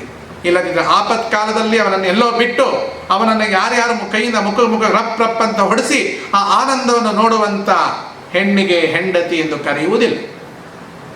ಸತ್ಯಭಾಮಾದೇವಿ ಒಮ್ಮೆ ಯುದ್ಧ ಮಾಡೋದಲ್ಲ, ಮತ್ತೊಂದು ಕಡೆ ಮಾಡ್ತಾಳೆ. ಮುಂದೆ ಹೇಳ್ತೇನೆ ನಾನು ಆ ವಿಚಾರವನ್ನ. ಸತ್ಯಭಾಮಾದೇವಿಯ ಕೈಯಿಂದ ಶಾರ್ಂಗಧನಸನ ಪುನಃ ಶ್ರೀಕೃಷ್ಣ ತೆಗೆದುಕೊಂಡು ಒಂದೇ ಬಾಣ ಬಿಟ್ಟ. ನರಕಾಸುರನ ಕುತ್ತಿಗೆ ಮೈ ಎಲ್ಲ ಚಟ್ನಿ ಪುಡಿಯಾಗ ಅಲ್ವ, ಸತ್ತೇ ಹೋದ ನರಕಾಸುರ. ಪರವಾದಿಗೆ ಆ ವಿಚಾರ ಬೇಕಾದಿಲ್ಲ. ಈಗ ಏನು ವಿಚಾರ ಬೇಕಾಗಿದೆ? ಶತಘ್ನಿ ಆಯುಧವನ್ನ ನರಕಾಸುರ ಕೃಷ್ಣನ ಮೇಲೆ ಬಿಟ್ಟ ಅಲ್ವಾ. ಒಂದು 10 ನಿಮಿಷ ಸುಸ್ತಾಗಿದ್ದ, ಬೇಡ ಒಂದು 20 ನಿಮಿಷ ಸುಸ್ತಾಗಿದ್ದ, ಒಂದು ಅರ್ಧ ಗಂಟೆ ಸುಸ್ತಾಗಿರ್ಬೋದಾ? ಬೇಡ, 1 ನಿಮಿಷ ಸುಸ್ತಾಗಿರ್ಲಿ, ಆಯಿತು, ಸಾಕು, ಇಷ್ಟೇ ಸಾಕಾಗಿತ್ತು ಪರವಾದಿಗೆ. ಕೃಷ್ಣ ಸುಸ್ತಾಗಿ ಬಿದ್ದಲ್ವೋ? ಕೃಷ್ಣ ಸುಸ್ತಾಗಿ ಬಿದ್ದದ ಯಾವುದರಿಂದ ಬೀಳೋದು? ನಮ್ಮ ಮೈಯಲ್ಲಿ ಒಂದು ಭಯದಿಂದ BP ಹೆಚ್ಚಾಗಿ, ಅಥವಾ ಭಯದಿಂದ BP ಡೌನ್ ಆಗಿ, ಅಥವಾ ಶುಗರ್ ಏರುಪೇರಾಗಿ ಇಂಥದ್ದೆಲ್ಲ ಆಗಬೇಕಾದ್ರೆ ವಾತ ಪಿತ್ತ ಶ್ಲೇಷ್ಮಗಳು ಕೆಲಸ ಮಾಡಲೇಬೇಕಲ್ವಾ? ನೀವೇನು ಹೇಳಿದ್ದೀರಿ? ಶ್ರೀಕೃಷ್ಣನಿಗೆ ತ್ರಿಗುಣಗಳ ಸಂಬಂಧವಿಲ್ಲ, ವಾತ ಪಿತ್ತ ಶ್ಲೇಷಾದಿಗಳ ತೊಂದರೆ ಇಲ್ಲ, ಹಾಗಾಗಿ ಅವನಿಗೆ ಯಾವ ರೋಗವೂ ಬರೋಲ್ಲ. ಅಂದ ಮೇಲೆ ಅವನು ದೇಹ ಬಿಡೋಲ್ಲ, ದೇಹ ಬಿಡೋಲ್ಲ ಅಂದ ಮೇಲೆ ಅವನಿಗೆ ಯಾತನಾ ಶರೀರ ಬರೋಲ್ಲ. ಯಾತನಾ ಶರೀರ ಬರಲ್ಲ ಅಂದರೆ ನರಕ ಆಗೋಲ್ಲ. ಇದೆಲ್ಲ ಬಿದ್ದೋಗುತ್ತೆ ನೋಡಿ ಇವಾಗ. ಯಾಕೆ ಹೇಳಿ? ಮತ್ತೆ ಈಗ ಆಗಿದೆಯಲ್ಲ ಇಲ್ಲಿ ಕೃಷ್ಣಗೆ ಅವನ ಶತಘ್ನಿ ಪ್ರಯೋಗ ಮಾಡಿದಾಗ ಸುಸ್ತಾಗಿದಾನ ಇಲ್ವಾ ಅಂತ ಪ್ರಶ್ನೆಯನ್ನ ಅವನೊಂದು ಬಾಣವನ್ನು ಇಟ್ಟುಕೊಂಡು ತಯಾರಾಗಿ ರೆಡಿಯಾಗಿ ನಿಂತಿದ್ದಾನೆ. ಏನದು ನೋಡಿ, ಉದಾಹರಣೆ ಹೇಳ್ತೇನೆ. ಒಂದು ನಾಟಕದಲ್ಲಿ ರಾಮನ ವೇಷವನ್ನು ಅಥವಾ ಕೃಷ್ಣನ ವೇಷವನ್ನು ಹಾಕೊಂಡಿದ್ದಾರೆ. ನಾನು ರಾಮ, ನೀನು ಕೃಷ್ಣ. ಸಖತ್ತಾಗಿ ವೇಷ ಹಾಕೊಂಡಿದ್ದಾರೆ, ಸಖತ್ತಾಗಿ ಹಾಕೊಂಡಿದ್ದಾರೆ, ವೇಷ ಹಾಕೊಂಡಿದ್ದಾರೆ. ರಂಗಸ್ಥಳಕ್ಕೆ ಬಂದರು. ರಂಗಸ್ಥಳದಲ್ಲಿ ಅಂಕಣ ಮುಂದುವರಿತು. ಆಮೇಲೆ ಸ್ವಲ್ಪ ಏನೋ ಒಳಗೆ ಬಂದ, ನೀರು ಕುಡಿಬೇಕು ಅಂತ. ಕಣ್ಣು ಮಂಜಾಯಿತು, ಸುಸ್ತಾಯಿತು. ತೆರೆ ತೆಗೆಯೋದ್ರೊಳಗೆ ನಾಟಕ ಬಂದಾಗಿತ್ತು. ಯಾಕೆ? ಕೃಷ್ಣನ ವೇಷ ಹಾಕಿದವ ರಾಮನ ವೇಷ ಹಾಕಿದವರಲ್ಲಿ ಯಾರೊಬ್ಬರು ಸತ್ತೋದ. ಯಾತಕ್ಕೆ ಸತ್ತೋದ? ಹಾರ್ಟ್ ಅಟ್ಯಾಕ್ ಆಗಿತ್ತು. ಅಂದರೆ ಅರ್ಥ ಏನೋ? ಅವನೇನು ಹೇಳ್ದ? ಯಾಕೋ ಸ್ವಲ್ಪ ಸುಸ್ತಾಗ್ತಾ ಇದೆ, ಸ್ವಲ್ಪ ನೀರು ಕೊಡಪ್ಪ. ಯಾಕೋ ಸ್ವಲ್ಪ ಸುಸ್ತಾಗ್ತಿದೆ, ಸ್ವಲ್ಪ ನೀರು ಕೊಡು ಮಾರಾಯ. ನೀರು ಕುಡಿಯೋದ್ರೊಳಗೆ ನೆಗೆದು ಬಿದ್ದೋಗಿದ್ದ. ಸಾಯೋದಕ್ಕೆ ಸುಸ್ತು ಒಂದು ಸಾಕಲ್ವಾ? ಕೃಷ್ಣಗೆ ಸುಸ್ತಾಗಿದೆ ಅಂತಂದ್ಮೇಲೆ ಹಾರ್ಟ್ ಅಟ್ಯಾಕ್ ಆಗಿಲ್ಲ ಅಂತ ಹೇಗೆ ಹೇಳ್ತೀರಾ? ಸ್ವಲ್ಪ ಆಗ ಚೇತರಿಸ್ಕೊಂಡಿರ್ಬೋದು. ಸುಸ್ತಾಗಿದೆ ಅವರ ಶರೀರಕ್ಕೆ ಅಂದಮೇಲೆ ರೋಗ ರುಜಿನಗಳ ಸಂಬಂಧ ಆಯ್ತಲ್ವೋ? ಸುಸ್ತಿನಿಂದ ಅಲ್ವೋ ಆದದ್ದು. ಹಾಗಾಗಿ ಸುಸ್ತಾದವ ಸತ್ತೇ ಹೋದ ಅಲ್ವೋ? ಎಲ್ಲಿ? ನಾಟಕದಲ್ಲಿ ಕೃಷ್ಣನ ವೇಷ ಹಾಕಿದ್ದಲ್ವಾ? ಅವನಿಗೆ ಸ್ವಲ್ಪ ಏನೋ ಎದೆ ಹಿಡ್ಕೊಂಡಂಗಾಯ್ತು. ಒಳಗೋದ. ಏನಾಗ್ತಿದೆ? ಇನ್ನೂ ಸ್ವಲ್ಪ ಸುಸ್ತಾಗ್ತಾ ಇದೆ, ಇವ್ರು ಬರ್ತಾರೆ, ಸ್ವಲ್ಪ ನೀರು ಕೊಡು. ಅದೇ ಸಾಯಲಿಕ್ಕೆ ದೊಡ್ಡ ರೋಗ ಬರಬೇಕು ಅಂತೇನಿಲ್ಲ, ಸುಸ್ತಾದ್ರೂ ಸಾಕು. ಸಾವು ಅಂತುಂಟಲ್ವಾ? ಹಾಗಾಗಿ ನರಕಾಸುರ ಶತಘ್ನಿ ಪ್ರಯೋಗ ಮಾಡಿದಾಗ ಕೃಷ್ಣನಿಗೆ ಸುಸ್ತಾಯಿತು. ಇದೊಂದೇ ಸಾಕಾಯಿತು. ಯಾರಿಗೆ? ಪರವಾದಿಗೆ. ಏನು ಕಾರಣ ಆಯಿತು? ಪರವಾದಿ ಹೇಳ್ತಾನೆ ಮುಂದೆ ಶ್ರೀಕೃಷ್ಣನಿಗೆ ನರಕ ಆಗೇ ಆಗ್ತದೆ. ಸರಿ, ಕೃಷ್ಣನಿಗೂ ಸುಸ್ತಾಯಿತು ಅಂದಮೇಲೆ ಅವನಿಗೆ ಸಾವು ಖಚಿತ. ಸಾವು ಖಚಿತವಾದ ಮೇಲೆ ಯಾತನಾ ಶರೀರ ಖಚಿತ ಆಯಿತು ಅಂದಮೇಲೆ ನರಕಕ್ಕೆ ಹೋಗೋದು ಖಚಿತ. ಅಯ್ಯಪ್ಪ, ಕಾಯ್ಕೊಂಡೇ ಇದ್ದ ನೋಡಿ ಮೂರ್ಖ. ಹೇಳ್ಕೊ, ಮೂರ್ಖ ಉವಾಚ. ಮೂರ್ಖ ಹೇಳೋ ಮಾತು. ಏನಾದ್ರೂ ಒಂದು ಕಾರಣ ಬೇಕು ಅಂದಿದ್ದೀರಿ, ನೀವೇ ಹೇಳಿದ್ದೀರಿ. ಸಾಯ್ಲಿಕ್ಕೆ ಏನಾದ್ರೂ ಕಾರಣ ಬೇಕು. ಗಾಯ ಆಗೋದಾ? ವಿಷಪ್ರಯೋಗ ಆಗ್ಬೇಕಾ? ನದಿಯಲ್ಲಿ ಬಿದ್ದು ಮುಳುಗಿ ಸಾಯೋದಾ? ಅಥವಾ ಸುಸ್ತಾಗೋದಾ? ಏನಾದ್ರೂ ದೇಹಕ್ಕೊಂದು ಬೇಕು ಅಂತ ಹೇಳಿದ್ದೀರಿ ಅಲ್ವಾ? ಕೃಷ್ಣನಿಗೆ ಗಾಯ ಆಗ್ಲಿಕ್ಕೆ ಇದು ಗಟ್ಟಿ ಚರ್ಮ ಹೇಳಿ ಆಗಿದೆ. ಅಕ್ಷಯ ಕಾಗದ ಗಟ್ಟಿ ಚರ್ಮ ಅಂತ ಹೇಳಿಲ್ಲ ನಾವು. ಸಿರಿ ಕೃಷ್ಣ, ಸಿರಿ ಅಂತ ಹೇಳಿದ್ದೇವೆ. ಸಿರಿ ಅನ್ನೋದಕ್ಕೆ ಏನರ್ಥ? ಹೊಂಬಾಳೆ ಆಗದಾನೆ ಸುಳಿಯಾಗಿ ಬಂದಂತೆ ಸಿರಿ ಅಂತ ಹೇಳಿ ಆಗಿದೆ ಅಲ್ವಾ? ಸಾರಿ ಮೃದು ಚರ್ಮ ಪಾಪ. ಇಲ್ಲಿ ಗಾಯ ಆಗೋಲ್ಲ ಅಂತ ಇಟ್ಕೋಣ. ಆಮೇಲೆ ಸುಸ್ತಾಗೋಲ್ಲ ಅಂದ್ರೆ ಈಗ ಸುಸ್ತಾಯ್ತಾ ಇಲ್ವೇ ನಿಮ್ ಕೃಷ್ಣಂಗೆ? ನರಕಾಸುರ ಶತಘ್ನಿ ಆಯುಧವನ್ನ ಪ್ರಯೋಗ ಮಾಡಿದ್ದರ ದೆಸೆಯಿಂದ ಕೃಷ್ಣ ಸುಸ್ತಾಗಿ ಬಿದ್ದದ್ದಕ್ಕೆ ತಾನೇ ಆ ಸತ್ಯಭಾಮ ದೇವಿ ಅವನ ಶಾಂಗ ಬಿಲ್ಲನ್ನು ಹಿಡಿದು ಗಂಡು ಬೀರಿಯಂತೆ ಯುದ್ಧ ಮಾಡಿದ್ದು ಸಂಪತ್ತಿಗೆ ಸವಾಲ್ ಎನ್ನುವಂತೆ. ಸುಸ್ತಾಯ್ತಾ ಇಲ್ಲ? ನರಕಾಸುರ ಆಯುಧ ಪ್ರಯೋಗದಿಂದ ಕೃಷ್ಣನಿಗೆ ಸುಸ್ತಾಯ್ತಾ ಇಲ್ವಾ? ಅದೆರಡು ಸಲ ಹೇಳ್ತೀಯ ಮಾರಾಯ. ನಾ ಸುಸ್ತಾಯ್ತು ಅಂತ ಒಪ್ಕೋಬೇಕು, ಅಲ್ಲಿ ತನಕ ಅವ್ನು ಬಿಡೋಲ್ಲ. ಹೌದು ಸುಸ್ತಾಯ್ತು ಅಂತ ಹೇಳಬೇಕು. ಸರಿ, ಹಾಗಾಗಿ ಎಂದೋ ಒಂದು ದಿವಸ, ಅವತ್ತೆಲ್ಲ ಬಿಡಿ, ಮುಂದೆ ಯಾವತ್ತೋ ಸುಸ್ತಾಗಿ ಹೋಗಿದೆ ಕೃಷ್ಣಂಗೆ. ಅದಕ್ಕೆ ಅವನೇನು ಮಾಡ್ದ? ಸುಸ್ತಾಗಿದ್ದಕ್ಕೆ ನೆಗೆದು ಬಿದ್ದ ಅರಳಿಕಟ್ಟೆ ಮೇಲೆ. ಅವನ ಜರ ಅನ್ನೋ ಬೇಡ ಬಾಣ ಬಿಟ್ಟ. ಆ ಬಾಣ ಬಿಟ್ಟಿದ್ದು ಏಟಿಗೆನ ಸುಸ್ತಾಗಿ ಹಾರ್ಟ್ ಅಟ್ಯಾಕ್ ಆಗಿ ನೆಗೆದು ಬಿದ್ದ. ಆಮೇಲೆ ಮುಂದೆ ಅವನಿಗೆ ನರಕ ಪರಕ ಎಲ್ಲ ಆಗಿದೆ ಅಂತ ಅನ್ನೋದನ್ನ ಸಮರ್ಥಿಸ್ತಾನೆ ಇದ್ದಾನೆ ಪರವಾದಿ. ವಾದಿರಾಜರು ಮತ್ತಷ್ಟು ಅನೇಕ ಯುಕ್ತಿಗಳ ಮೂಲಕ ಶ್ರೀಕೃಷ್ಣನಿಗೆ ತ್ರಿಗುಣ ಸಂಬಂಧ ಇಲ್ಲ, ಆಗಲಿಕ್ಕೆ ಸಾಧ್ಯವೂ ಇಲ್ಲ. ಯಾಕೆಂದರೆ ನಾವು ಮೊನ್ನೆ ನೋಡಿದ್ದೇವಲ್ಲ, ಕೃಷ್ಣ ದೇಹ ಬಿಟ್ಟದ್ದು ಅಲ್ಲವೇ ಇಲ್ಲ.